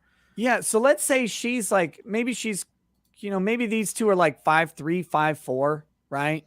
This guy's up at, 5'8". What does that put? This guy's got to be like 6'8". He's huge. Huge guy. Yeah. Okay, so the office shall not seek a sentence of life without parole. Ever, the memo states. Under state law, that punishment is reserved for the most heinous of murderers, including terrorists, serial killers, cop killers, and fiends who kill children younger than 14 in connection with sex crimes or torture. Bragg's memo also detailed the following instructions for prosecutors to reduce charges filed by cops in various cases. Armed robbers who use guns or other deadly weapons to stick up stores and other businesses will be prosecuted only for petty larceny. What? Wait, what? Oh my gosh. A misdemeanor, provided no victims were seriously injured and there's no genuine risk of physical harm to anybody. Wait, if you use a gun in an armed robbery, I think there's a genuine risk of physical harm to everybody. I mean, if you're getting robbed at a gas station, and most robbers have really poor trigger discipline, they're not like the guy at the range who's got their, finger alongside the gun. They're going to have their finger on the trigger. So you're one hiccup away from having having more ventilation in your skull than you really anticipated. Convicted criminals caught with weapons other than guns will have those felony charges downgraded to misdemeanors unless they're also charged with more serious offenses. Now, what if that weapon other than a gun is something like a flamethrower or a hand grenade? Right. Yeah. Just not. I would refer to the. No. You said other than guns, though. Yeah. my Stinger missile platform is not a gun, technically speaking. My trebuchet is, this is not a firearm. My trebuchet that throws Volkswagen Beetles. Convicted criminal. Burglars who steal from residential storage areas, parts of homes that aren't, quote, accessible to a living area, and businesses located in mixed-use buildings will be prosecuted for a low-level Class D felony that only covers break-ins instead of more serious crimes. Drug dealers believed to be acting as a low-level agent of a seller will be prosecuted only for misdemeanor possession. Also, suspected dealers will only be prosecuted on felony charges if they're also accused of more serious crimes that are actually caught in the act of selling drugs. Damn. ADA should use their judgment and experience to evaluate the person arrested and identify people who suffer from mental illnesses, who are unhoused, so homeless people, who commit crimes of poverty, or who suffer from substance use disorders. Man, every criminal better have a substance use disorder immediately, right? Like, if you're in New York and if you didn't before, now's the time to get one. Find some heroin and start shooting up or whatever. That's legal advice, because if that's going to keep you out of jail because you're a drug user, it's insanity. I mean, I'm on some of this, I'm just like, yeah, okay, that might make some sense. It always just baffles my mind when we see somebody who is like somebody who's homeless and they steal a sandwich and they're like, okay, we want to give this guy 3 months in jail for stealing this sandwich because he's stolen lots of sandwiches. I'm like, the cost to the taxpayer is such that we could have just bought this guy 1 million sandwiches, because it's insanely expensive to keep somebody in jail. But these an armed robber is a different category entirely. Right. These two, and I guess the crimes of whatever a crime of poverty actually is, I don't know that that's a real thing, but these two make some sense, right? Like mental illness can be simply an excuse to criminal liability in general. Being homeless, depending on the crime, but yeah, if he's stealing a sandwich, is different than if he's stealing a sandwich at gunpoint. Oh yeah, no, I mean that's a big change. Yeah, the gunpoint is kind of this factor that I think becomes somewhat relevant somehow. Yeah, that's okay. So charges should be brought consistent with the goal of providing services to such individuals, and leverage during plea negotiations should not be a factor in this decision. In an accompanying day one letter to his staff, Bragg claimed these policy changes not only will in and of themselves make us safer, they will also free up prosecutorial resources to focus on violent crime. He also pledged that new initiatives and policies on guns, sex crimes, hate crimes, and other matters will be announced in the coming weeks. So he's going to get tough on guns. That should, and hate crimes. Very important that guns and hate crimes will be, those will be prioritized. That's going to be the deal, obviously. But, someone can rob you at gunpoint if it's a crime of poverty, but your policies on guns, this is going to be like, how are they going to do this with what they're stating here? I don't know, but I suspect this is going to be one of those things where they start off with, listen, we're only going to make exceptions under very, unusual circumstances. And then pretty quickly it's going to be, well, the exceptional circumstances that it's Tuesday today. And, that's so much unlike all of the other days of the week. Right. Because they're all not Tuesday. So. Yeah, it'll be interesting. I think your Twitter might be determinative of who, of what they do. And I don't mean that, I mean that without a hint of irony or jokery or sarcasm, because that there's a bigger and bigger push to introduce evidence of social media into trials. And the purpose is solely prejudicial, right? Like it is solely prejudicial to get social media posts and direct messages into trials, even when they don't, when they're not relevant to the criminal act. Oh, I mean, that's the thing is so many people say stupid stuff on social media. And if you've been on social media, no matter who you are, eventually you will have said something stupid, even if it's, you got to take it out of context to get there. But, there's nobody who hasn't, if you've got every word that you're thinking recorded, some of them are going to be dumb. And, you might have quoted a song lyric that just happened to resonate with you, but, whoops, it's a violent song lyric. So now they're going to, say that makes you a violent person or take it as a confession. Yeah, whatever people think about James Fields, the guy at the Unite the Right rally in Charlottesville who drove the car and ended up causing the death of Heather Heyer. right? He was the guy convicted for her murder and life in prison. I mean, whether or not he's guilty, one of the things that the judge allowed in was that he texted a picture of Hitler to his mother at some point. And it's like, what does texting a picture of Hitler have to do with a vehicular homicide charge? It's just to make people dislike the guy. Yeah, I mean, and it's like, wait a minute, that's a private message. It's not a public message. We actually don't know the context. I mean, maybe he just really liked Hitler. I don't know. Or maybe he was making a joke. Again, I have no idea. But the thought that they can take a text message and then characterize that before a jury in light of a murder charge is insane to me. But that's what I think is we're going to see more and more of, and stuff like this really scares me. The new initiatives and policies on guns, like if you're a Second Amendment enthusiast or whatever, and you've got a gun charge in New York, you've got a bunch of social media posts about how guns are awesome and great tools and everybody has a right to them. I think you might find yourself in a harder prosecution than someone who doesn't have those posts. It's very scary. Oh, absolutely. And I mean, it's really easy to say, oh, well, why would somebody send a picture of Hitler? Which admittedly, I don't. But I mean, there's all sorts of contexts where, where that might be something where it's innocent or the like. And it's going to be really hard to explain that if the jury doesn't get the full context, Yeah. Okay. He also pledged that new initiative. Wait, I read that one. The moves sparked immediate outrage from cops who said the policies will lead to more crime and shootings. Bragg gives criminals the roadmap to freedom from prosecution and control of our streets, said the head of the NYPD Detectives Endowment Association. In Bragg's Manhattan, you can resist arrest, deal drugs, obstruct arrest, and even carry a gun and get away with it.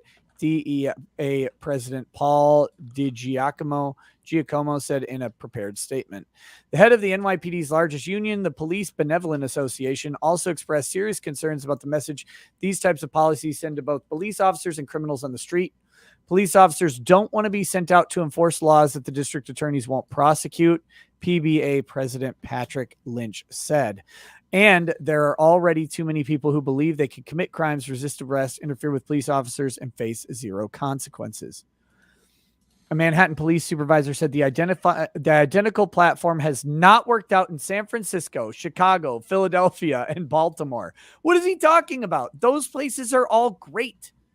They're all wonderful. Crime is plummeted. It's basically a crater when you think about it, how low crime is in San Francisco, Chicago, Philly, and Baltimore. I've never heard of any of these cities being, considered high crime areas. In fact, some of the lowest crime I've ever seen. I mean, it's not like there's an entire series, one of the most popular TV series ever about crime in Baltimore.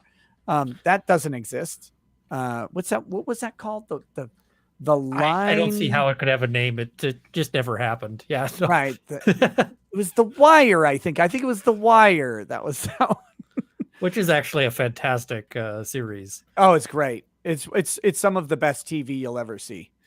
It will lead to more young lives lost to gang violence and innocent people being hurt both physically and emotionally, the high-ranking cop said.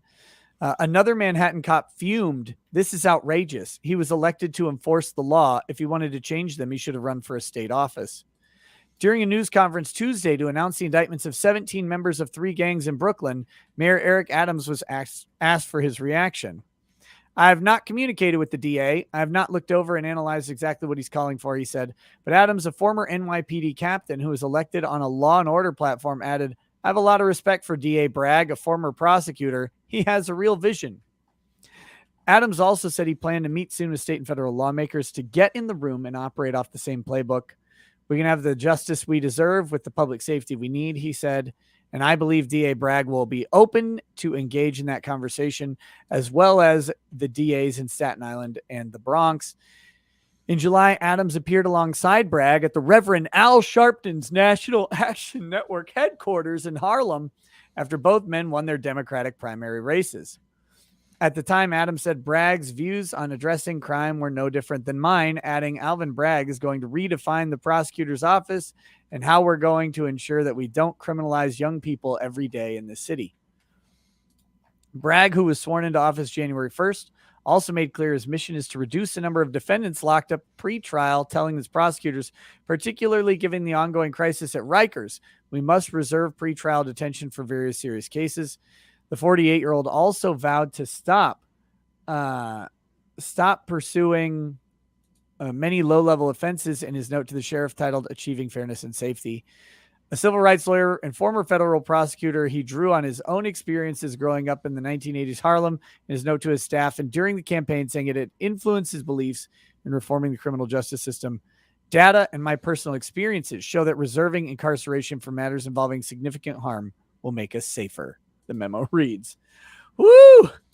That's a bold step. I mean, matters involving significant harm, I kind of feel like armed robbery counts on that one. Yeah. Because, I mean, if you want to say, hey, let's not go after people causing significant harm, and you're talking about like a car theft or something, okay, maybe that's an argument. But when you're talking about somebody being robbed at gunpoint, that person's probably going to end up with PTSD and other, consequences as a result of this. It's not just that they walked away and they're fine. Like, right. It's something that, they'll be looking over their shoulder when people walk into a store, right? Yeah. Like they'll be, when they're walking, they won't walk down streets at night or when it's dark. They won't go out alone, things that they would have otherwise done because they're terrified of what happened. And they'll be even more terrified if they go ahead and think, oh, and that person won't even get charged or won't get convicted or won't be in prison. Imagine, would you be willing to testify against someone who armed robbed you if you knew they were going to go to jail for 26 days rather than prison for like 6 years? I mean, I'm in a weird circumstance, which is, I'm a lawyer, which means if I ignore a subpoena, that's the end of my career there. But like lots of people are going to be real reluctant, especially, if somebody's just had a gun pointed at your face. And a lot of these robberies, they say things like, if you report this, I'm going to come back and kill you. Right. Well, yeah, that's the crazy. And they might be doing that in 20 days rather than in 10 years. Yeah. Right? 10 years, they're probably going to have time to have new problems. 20 days, they're still pissed. Yeah. I wouldn't, I don't like that at all. I don't like this thing at all. Although maybe they're less pissed if it's just like, oh, well, I just spent the weekend in jail and I'm feeling pretty good about that. So I guess no harm, no foul, maybe. Yeah, I don't know, man. It does not seem good. It does not seem good at all. Look, I'm all for various police reforms. I do think we have problems with the criminal justice system as is. I think we have an incarceration problem. I don't think this is the solution. There are some things in this that I do really like, saying, hey, we want to charge them for what we want to convict them for and not overcharge to use as plea bargaining leverage. Fantastic. I want to see like that, put some spangles on that. I like that. But and things like not going after low-level possession. I'm like, just as a taxpayer and human being, I don't really care to see anybody locked up for just having some meth. That to me is just like, I don't care. If they're doing something on the meth, like if they get high and then start attacking people, great. Go after that person. But, I always sort of comment, and some lawyers have been annoyed at me when I've said this, is that if you just on any random day went to the courthouse and immediately just said, we're going to lock all the doors and nobody's getting out without a search, there'd probably be a lot of lawyers and possibly some judges who are having a real bad day because of what's in their pockets. Yeah. Lawyers and judges have horrendous substance abuse issues. Like it's disproportionately high in the in the industry because Yep. the job is stressful, because you deal with difficult people, but you also deal with really depressing and difficult situations. And it's why there's a lot of, in the US, we have like an organization, a nationwide organization called Lawyers Concern for Lawyers. And it's like they send shit out about mental health all the time. And if you ever need to even anonymously talk to someone, you can call them and get counseling at any time that you want, to talk about these types of issues, because they know it's a problem. They know that substance abuse is the stand-in, because you can't. The other thing is we're ethically prevented from talking about a lot of the stuff that we might have to deal with, right? You've got, if you're a defense attorney or a prosecutor who frequently does prosecutions of sex crimes, especially involving minors. I mean, you see horrible things. You see horrible things. You talk to horrible people, and you talk to people who've been through some of the worst traumas that a human can experience. And you do it a lot in some cases. I mean, well, and thank God I didn't have to. I've, I do defense work, and sometimes you end up like you opening up a file and it's got pictures, and, that's typically a violent file, because if it's child stuff, they keep those pictures at the prosecutor's office. You have to make a special arrangement to see it, and you try to avoid having to expose yourself to that kind of stuff as much as you can. But there have been days that I come home and I just I feel like the world is a terrible place, and that I'd be okay if it just caught fire entirely in order to wipe out just a few of the issues there. But you can't even talk to your wife about it. You just kind of have to sit there and be like, shit happened today and I can't talk about it. Yeah. And that's tough. And you don't even, you might not want to lay that on her anyway. Yeah, no, I mean, some of that stuff you just don't want to, but I mean, lots of people in society have really rough jobs and therefore are more likely to be, subject to this. Police officers, right? Yep. There's plenty well, the domestic violence stats on police officers are very disturbing, right? Like that's, again, it's a disproportionate problem in the police community, and you can chalk it up to all sorts of things, right? They have a very, very stressful job, and I guess sometimes they bring that stress home, and then that can explode into other issues.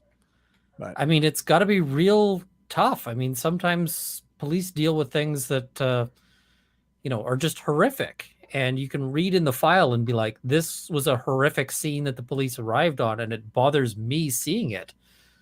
But I wasn't the one who actually, seeing it in the file, like written down, but I wasn't the person who actually saw it in person. And I do feel bad about, for all people in this. Jurors. We jurors sometimes have to see some horrific stuff. And our response to dealing with that is, off you go. Good luck. Yeah. Yeah, have fun. Sorry you saw these horrific images. Sorry you had to watch video of someone being peeled apart. But well, you'll be okay. Here's a coupon for McDonald's. Well, hey, I've got some super chats to read through, and then I'm probably going to wrap up the stream for today. I got to go see if this trial is something that I can reasonably expect to cover, and I'll be announcing it later. You're welcome to, of course, hang through the super chats, but I wanted to let you know in case you have anything you need to get off to. I kind of need to go declare war on TikTok, or at least that's what I expect is going to end up happening by accident. There's this whole thing on TikTok that this whole like business model people have, and I kind of want to throw some rocks at it. So I suspect I'm going to have a whole lot of a certain variety of TikTokers going after me. Oh, good. That sounds fun. Yeah, I mean, I just gotta, create my own headaches here. But any trailer for the type of TikTok content you're talking about? Like any preview? There's teaser? People they sell these like self-defense keychains, and they are like the worst type of grifters, because the best outcome here is that people just buy this stuff and never use it, and that's fine. But they're also putting several people at risk of prosecution because they're buying stuff. A lot of them are selling stuff that's illegal here in Canada. And one of the worst strategies for self-defense is to get yourself incarcerated. That is not a winning It's not thing. a great way to do it. But a lot of these things that they're selling are complete crap. Like, if you were in a self-defense situation, you would not want this stuff. And they all sell the same crap because they're all getting it from the same crap manufacturers. So yeah, are these things like those keychains that are like it's like a rod with like a point on them type thing? Those types of things? Knockoff Kubotan. They've got the knockoff, not name brand pepper spray that who knows what that's going to do. They've got a pom pom, for if shit gets real. It's what's a pom pom? Like a big fuzzy ball, and these things all have it because the manufacturer off in China is putting pom poms on them. So they always talk about how they've got a pom pom. You got a fuzzy ball on your self defense item? Yeah, like just because that's really what you want. Yeah, that doesn't make any sense at all. It would only make sense if it was a lead cord fuzzy ball that you're using as a flail. Yeah, it's a big fuzzy ball, but we've thrown in a big ball bearing in the center of it. Crushed skulls while looking good. Yeah, holy, whoa, that's weird, man. No, I wish you much success and all sorts of grief from TikTokers on it. That'll be great. I suspect that there's a whole lot of people who are making it their side business, ripping people off, who will make call out videos. So okay, I can look forward to that in my comments. Okay, you scumbags in the chat talking about me being a cheerleader back in the day. How could I not know what a pom pom is? I know what a cheerleading pom pom is. I don't understand because my brain broke on how that would be somehow included in a self-defense weapon. But now it's been confirmed that it's literally just the same thing attached to some other device. Yeah, nobody understands the notion of a self-defense pom-pom because I don't understand that as well. Yeah, that's very, very weird. All right, I'll let you go and try to get that recorded, but talk to you later, man. And thank you for having me on. Of course, thanks for hanging out. Oh, and by the way, guys, I'm putting Runkle's his channel in the description. Make sure you go ahead and check out his channel and see what kind of antics he gets up to with these TikTokers. And if you need to learn anything about Canadian firearms laws or firearms in general, Runkle's a good source to check out, man. So give him some love and check out his content. Thank you and cheers. Absolutely, brother. See you soon. Okay, I'm adding it right now. I also have Kurt's on there. I should have done that sooner. That's my bad. Bad host. No, bad host. Cathurga says, your talk about Canada reminded me a while ago, Trudeau was talking shit about intervention in the United States over the our southern border. I tweeted him a map with the western half of Canada annexed. Oh, that's great. Yeah.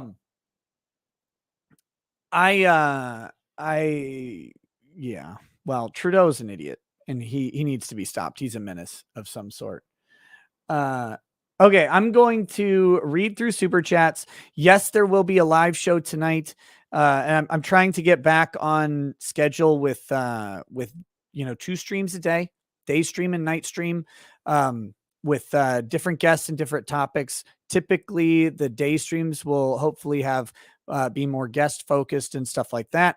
But I've been wrapped up in these individual things: Rittenhouse, then Potter, and Jack Murphy. Whew, been wrapped up in those things lately, and getting back on track after the holidays. So I thank you all for joining me. I will be, like I said, reading through the super chats we have here. I'm going to look into this trial. I don't know that I can start a 3-week trial right now, but I've just got to check if I can do it, if I can figure it out. And it may be that I will break up the stream days into day and nights, until I can get going. But I know I've got some daytime obligations coming up that I might not be able to skip. So I'll have to see if it can be navigated. If it can be navigated, I would love to watch the trial and see what's going on. Sounds like an interesting case. I had not heard of it until today. So we'll figure that out. But here we go. Here we go with the super chats. As You Tone says, rewatched Iron Man 2 the other day. I now cannot unsee Justin Hammer as Binger. Congrats. Now you won't be able to either. Adam Trapp said, oh, wait, I could take these out. People who are asking me about these monitors, these are not my custom monitors yet. Those I have an appointment on January 10th. It's one of those daytime obligations to get the molds of my ears made so I can send them off to the company so they can make the custom earpieces for them. So there's that. These are stand-in monitors. They're very good. They're Shure 535s. I don't remember what the other part of the model number is, but Shure 535s. They're a little tight. My ears aren't used to wearing monitors all day. So, and they're not molded to my ear. So I'm trying to find a happy medium on the size, but the quality of the audio is amazing. I mean, it's worlds difference between these. And I have Samsung Galaxy Pro buds. I have Microsoft Surface noise canceling headphones. I have the HyperX Cloud headphones. I have Bang & Olufsen Beoplay Portal headphones. These things are far louder and sound way better than any of those other things. And it's amazing, the difference. Oh, YouTube, why did you do that? YouTube just refreshed my super chat page. So anyway, but they're very, very cool. But no, I'm when I get my custom ones, I'll show them off because they look fun to me. All right, back to this. I'll have to do this way now. Adam Trapp says and get this. I got the wrong freaking dummy plug for my camera. I ordered the one that it's supposed to be, and I ordered the wrong one, which I don't know how I could have, because it's supposed to be the right one, or they sent the wrong one. I don't know, but it's the wrong plug. So that's great. So I still don't have a dummy plug for my camera now. Fucking hell. I'm so I don't use a webcam. I use a mirrorless Sony Alpha 7R4 camera, and it has a battery. It also has USB power, but the USB power plus the battery will last about 9 hours and then it stops. So you need to have a dummy battery that plugs in and runs to an outlet to get the full power thing. And that is I ordered one. I got the wrong one. So that's nice. Thanks. So pissed. Okay. Roger G says, here quicker than Jack in a college boy's dorm room. I read that one earlier. Goru says 69 for 69. Sarah Walker says, I saw Jack Murphy's face and heels in the same vid. You never want to do that. Never want to do that. Need to use a 9-volt USB charger. Oh shit. Do they have those? I think the USB plug that I have is 4.8 volt. It didn't come with one. Will a 9-volt do it? If that'll work, then I'll just do that. That's easier. Stephanie King says, hey, from the UK. Well, one of you or all of you follow the Halderson trial on now. Gruesome. Defense will need to be real good to get this guy off. Love your streams. Well, you know what? If there's anybody who's an expert in getting guys off, you know who it is. I'm going to stop making the joke as much as possible. Fish says, miniature painting stream when?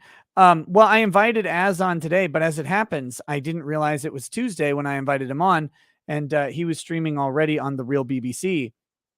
So soon, very soon. Winter says Maxwell juror talked about how he influenced the jury. Can Maxwell's lawyers use that in the appeal process, or is what the juror did okay? No, they can't use that. One, there's a federal rule precluding that sort of talk, and jurors can influence the other jurors. That's the whole point. That's the point.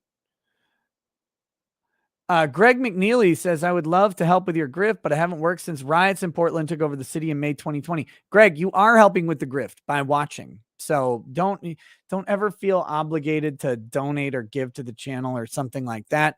When people do it, I love it. I appreciate it. It helps me do the show, but having people watch also just helps me do the show. So I hope you get some good work soon, brother. That sucks. Being out of work is not something anybody wants to be doing. Sin, unless it's voluntary, right? I guess. Sin Champlin says, how can I contact you to sponsor a stream? You can email me, ricadalaw@ricada.org. I try to get through I did some email maintenance the other day. I know there's a couple people who have emailed me. The problem is if you email me and your screen name on YouTube is different than your email name, and you don't include that screen name somewhere, I won't know it's you. So Sin Champlin, if you're going to send me an email about sponsorship or whatever, make sure you say I'm Sin Champlin from YouTube comments or something, so I know who you are, because I get a ton of like fake advertisement requests and spam and stuff like that. So please let me know and I'll try to get back to you. Hey, what's up, Ty? How you doing, buddy?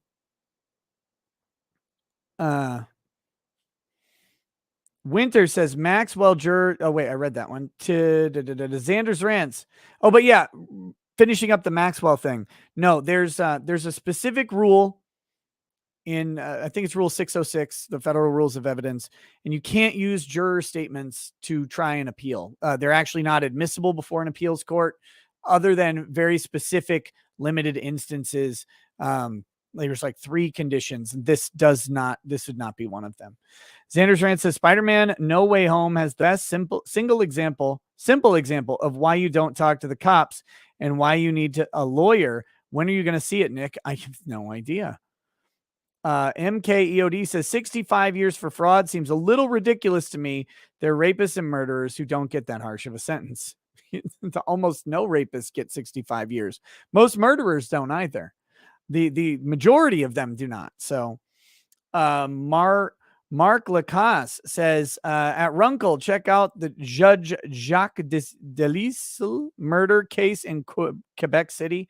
The Canadian Justice Minister has ordered a new trial. Interesting gun case. Dragon Slayer says, equality, women, white-collar crime. OC1213 says, R.E. Kim Potter verdict. You're always adamant that negligence can't be criminal or wasn't in this case. Eric Harris / Robert Hates says otherwise. A case of discrepancy in Minnesota laws, or let's see, who is Eric Harris? Minnesota.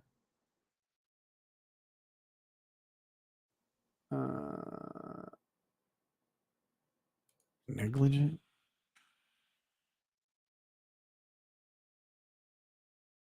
Let's see. What is this?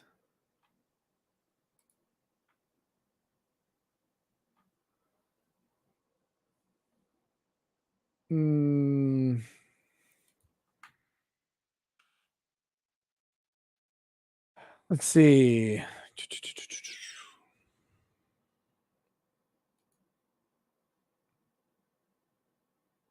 What are we talking about here? What is this? Michael and Vonda Scholes, parents of victim Isaiah Scholes, have filed a $250 million wrongful death lawsuit against parents of Eric Harris and Dylan Klebold. He was one of 12 shot dead by Harris. Oh, this is in Littleton, Colorado. What?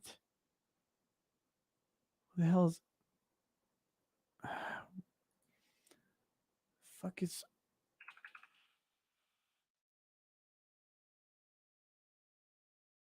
I don't know what this is.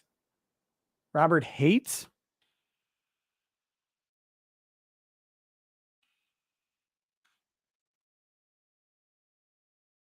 I don't know who were.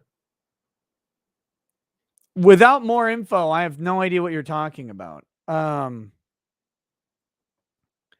Eric Harris / Robert Hates.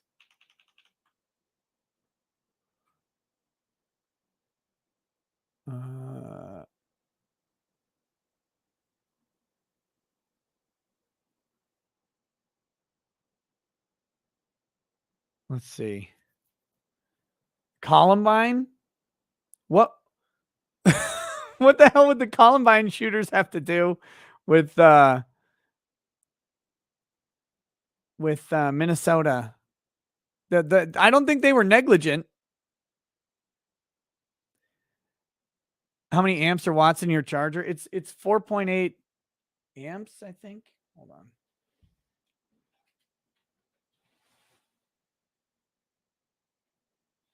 It's 4.8 amps. I don't know what the wattage is on it. So, yeah. Anyway, very weird. MM says, what are they going to do? Says the cherry who has never faced down hordes of Canadians at a border state Costco. They are savage. Savage. Oh my God, this is awesome. Lol says NFTs are useless. Change my mind. Well, they're useful to the NFT sellers.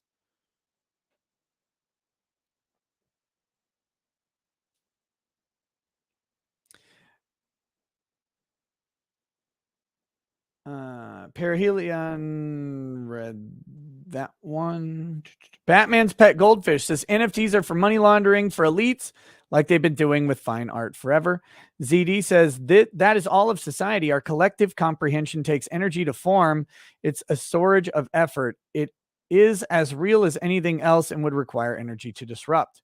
Busted Knuckle says, guys like me deal with the most disgusting, corrosive, toxic, and dangerous situations in the wastewater business. We learn to deal with it and know that without us, shit will hit the fan. Shout out to all. Yep, I have nothing but respect for y'all. I would not talk down about any of those professions. I can't do it. Search Robert Bates, Minnesota attorney. Oh, well, he said hates.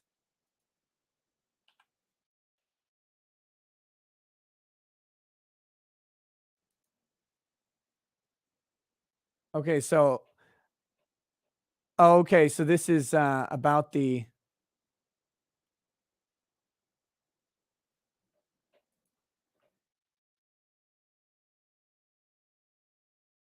So this is in Tulsa, Oklahoma. A deputy drew what he thought was his stun gun on a black man who was fleeing, announced his choice of weapon with a shout of taser, but it was a pistol he pulled out, not a stun gun, and the man died. Oh, I shot him, the deputy says on video. I'm sorry. Though the facts sound eerily familiar, that was 6 years ago in Tulsa, Oklahoma, in a case that closely echoed what occurred this weekend in Brooklyn Center, Minnesota. There's the same announcement, the same tragic result, the same shocked response. What made the Tulsa case unusual happened in its aftermath. The deputy, Robert C. Bates, a reserve volunteer with the Tulsa County Sheriff's Office, was charged by prosecutors, convicted at trial, and sent to prison. Notice that's unusual. That's the unusual outcome. So let's see. While it is rare for the police to mistake their sidearms for stun guns, it's even rarer for charges to be brought against them in such cases. New York Times review of 15 other cases of so-called weapon confusion over the past 20 years showed that only 5 of the officers were indicted. Only 3, including the only 2 cases in which people were killed, were eventually found guilty. When you're talking about cases where the excuse is it's an accident, they're just not easy to prove. Yeah. Kevin Gray was the prosecutor in Bates's case. No, it's not an anomaly of Minnesota law. Like that, again, when Andrew Branca and I are talking about this over and over, and we're saying you can't the mistake of not knowing that you have a gun should preclude criminal liability. It's not because we're making it up. It's because that's how the law has been forever. That's the prosecutions like this are rare because they're new. They're new things. even prosecuting them, much less guilty verdicts. And the guilty verdicts coming out of juries are because they're wrong on the law. Because juries aren't lawyers. They're not legal scholars. They're not sophisticated legal readers. They can't read when they read a jury instruction, or when they read, or they hear some argument about what a jury instruction means.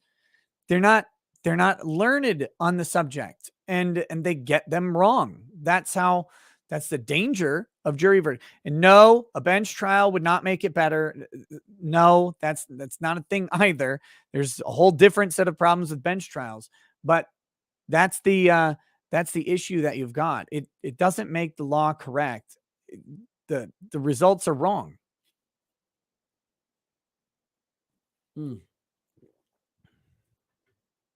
Yeah. But let's see.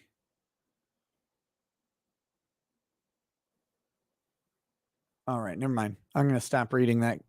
That was interesting.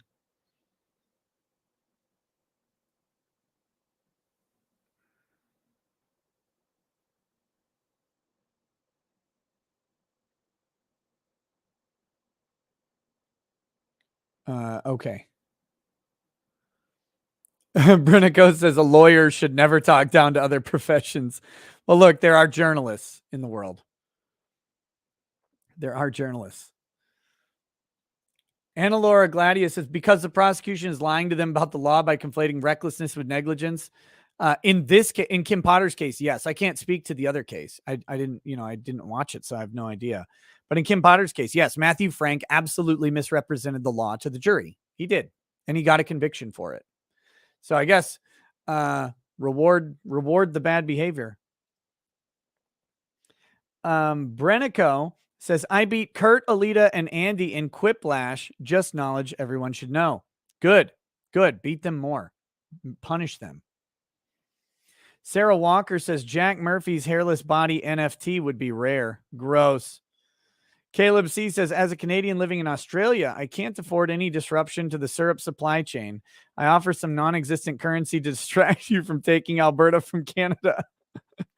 Colin P says, I'm not concerned about Australia. Oh, yeah, sure. Colin P says, the best argument for NFTs is that they're digital autographs. If you own the Dilbert NFT, that's pretty rare.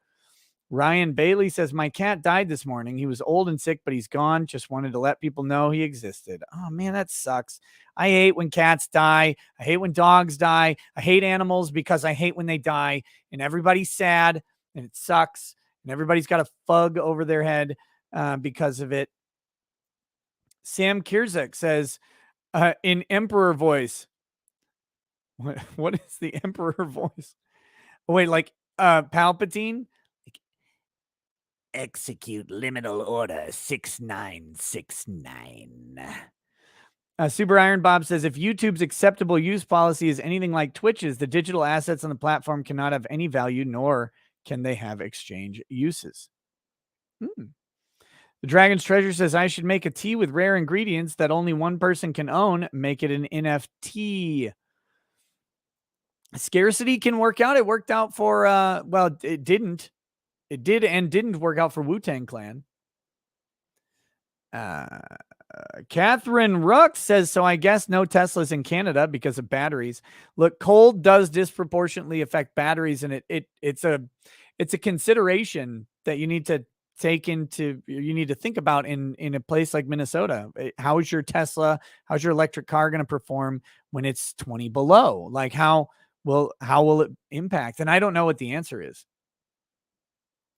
No, Ryan, the editor, I'm not going to check my phone right now. I hate doing this while I'm on stream. You know that.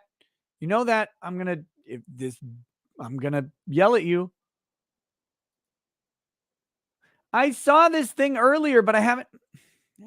Damn it. You know what? I'm going to ignore you from now on forever. Forever. You're ignored.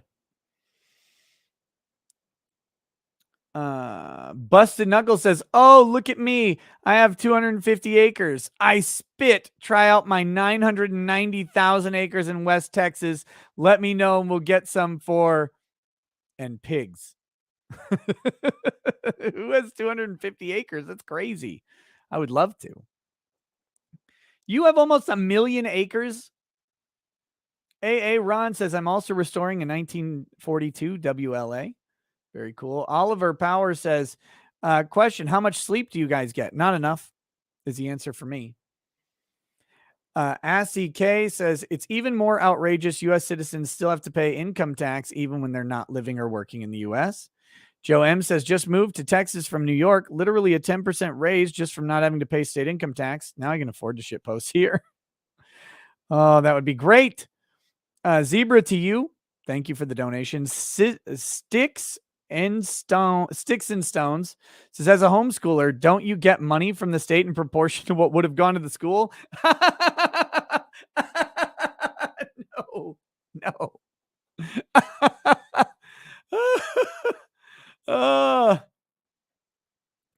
Roscoe, please stop spamming. Please stop spamming. If you have a problem with the mods, you can bitch at me about it, and then that'll piss me off. So that'll be good. So anyway, yeah, no, because that would be hilarious. That'd be like 50 grand a year that would come to me instead of, to a school because of how much we pay for kids to go. No, you don't get any money from the state for homeschooling. You might get some tax rebates for some curriculum that you purchase, but that's about it. Let's see. Adam Trapp says, live under me. Who said it? Ricada or Murphy? Ian Calhoun says, Runkle, from a Calgarian to an Edmonton, property taxes are the enemy of liberty. The government should not be able to confiscate property due to non-payment of an annual fee. I agree. I don't. Again, the property tax I would suggest is on the transaction of the purchase, because the government is going to be your enforcement arm if you have a dispute over the ownership. So the transactional taxes where government enforces those sorts of contracts and arrangements, those make some sense. And again, in some cases, they may need to be amortized because they might be large, but you would at least theoretically be able to free yourself from that taxation at some point. Not applicable says, nothing valuable lost. Everyone involved was bad. And says, just feel bad for the kids. Really unfair to them. I don't know what exactly that was in reference to. Mitchell Knight says, got accepted to grad school today. Could you congratulate me as Mark Richards? Yes. Mitchell, I'm really proud and glad that you're able to get into graduate school. Post-secondary education is very, very important for some people. And when we have people going into the graduate programs at various universities, what we find is hopefully they have better life fulfillment and maybe even some increased prospects. Just make sure you're balancing the cost of that with the prospects that you're going into. And if you can't make ends meet afterwards with your student loans and all of the time that you spent in education rather than just working like a productive member of society, you can just go ahead and probably get on OnlyFans or something. My kids keep telling me about it, or I hear even Chatterbait works if you need to make ends meet. Because I know a guy with an advanced degree, and Chatterbait was the only option that he had back in 2018. So good luck to you, and don't shove things where they don't belong. There you go, brother. Good luck, man. Warrior Biatch says, hey, my man Nick, just so you know, they are able to make diamonds out of your dead loved ones. Not even close to kidding. No, I've heard of that. That's very cool. Let's see. Laura says, do you know if the new trial of Deontay Raziels will be televised? I don't. I know a lot of people are interested in that. That's the trial. The man who's they were hung jury because apparently some of the jurors didn't want to convict a person because of their skin color. So, that's We'll have to see. Real Hydro PX says, no, not all, but POC don't build. We only destroy. Whites, take your country back, please, says Real Hydro PX. So there you go. Brabble Master says, I've already decided that I will never step foot in a court. After the ATF came to my door for completely legal 80% lower, I've lost all faith in the system. I'll be 6 feet under, or they will. Damn. Rebecca Forbes says status reports were falsified. She misdirected by stressing nanotubes. FYI, Betsy DeVos is a major investor also. Dick Richard Cox says, are you going to get the blizzard that's about to anally destroy us in South Dakota tonight? I have no idea. I have no idea what we're going to get. As far as any of that, as far as the weather, I don't look that far ahead.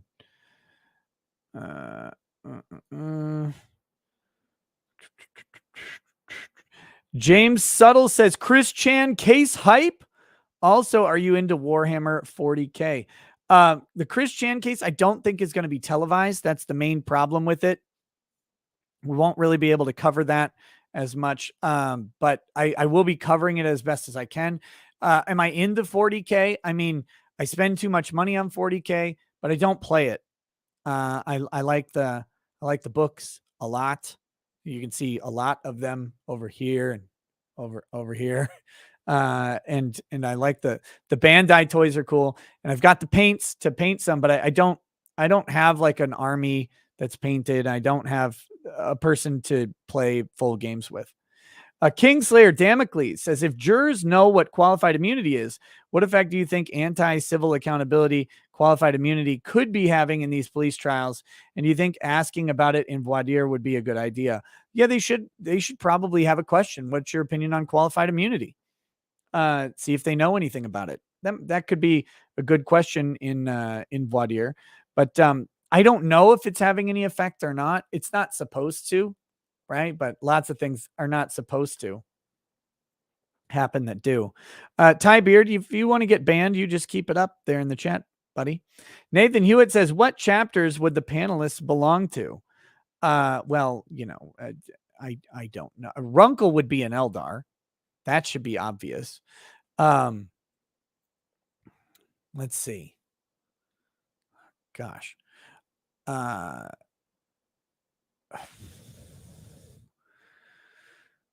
Well, I think Good Logic would be a member of Good Logic would be a Black Templar. That's pretty obvious. That's pretty clear. Let's see who else. Alita is a Sister of Battle. That's pretty easy.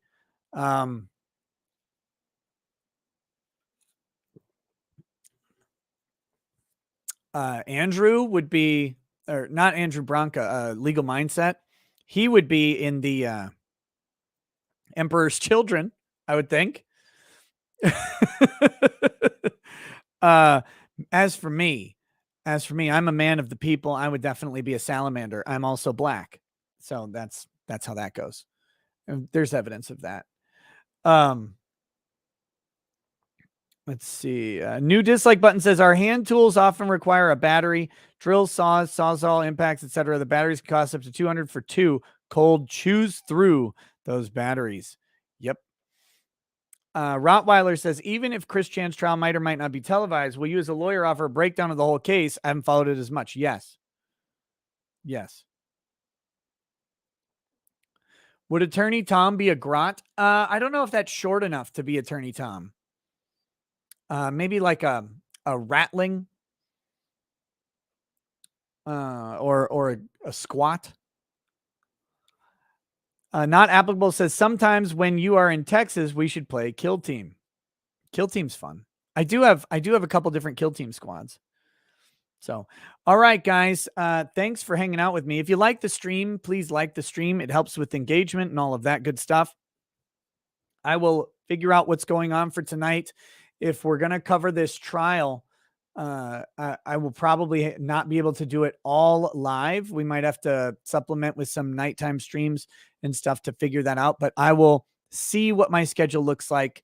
If it's 3 weeks, and it started today, there'll have to be some accommodation made on getting that coverage in. But if people are interested in that trial, I would be happy to cover it. I think it could be great. Metal Murder says, what chapter is Legal Eagle? What's the, oh, that was rude. He's not fit.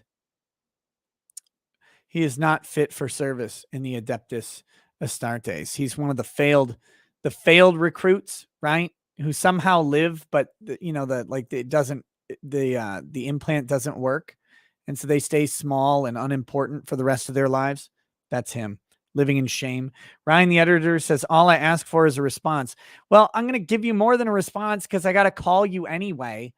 So just come on. I'll talk to you soon. All right, guys. Thanks for hanging out with me today. Hopefully we'll see some of you tonight. And always thanks for watching. We'll see you soon. Peace.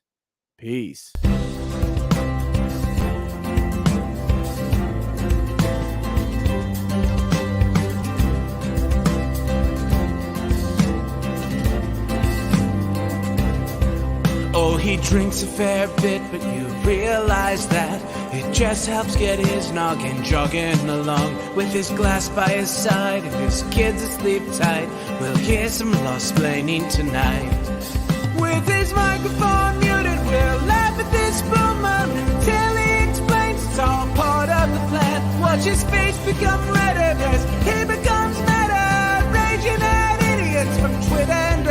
From the white shores of Maine to the hills of Glenlivet, there's no one who explains the law better than Nick. So pour out a glass for the ones who have passed, make the law what we have now.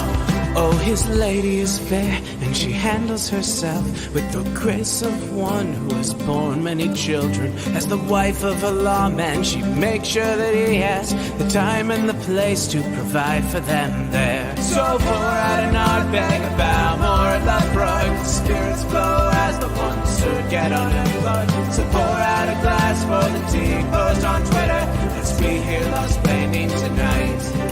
From the white shores of Nairn to the hills of Glenlivet, there's no one who explains the law better than Nick. So pour out a glass for the ones who have passed to make the law what we have now. Oh, the guests are all plentiful, from Dante to Drexel. They bring their perspective and spice to the mix. But the reason we're here and the one that we cheer is the one who is showcasing us his career.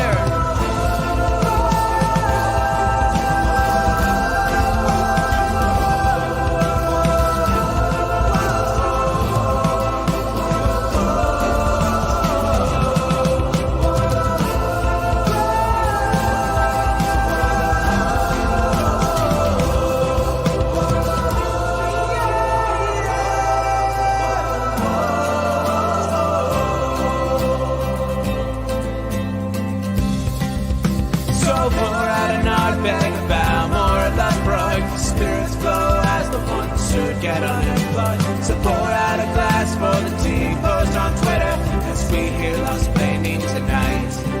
From the white shores of Nairn to the hills of Glenlivet, there's no one who's playing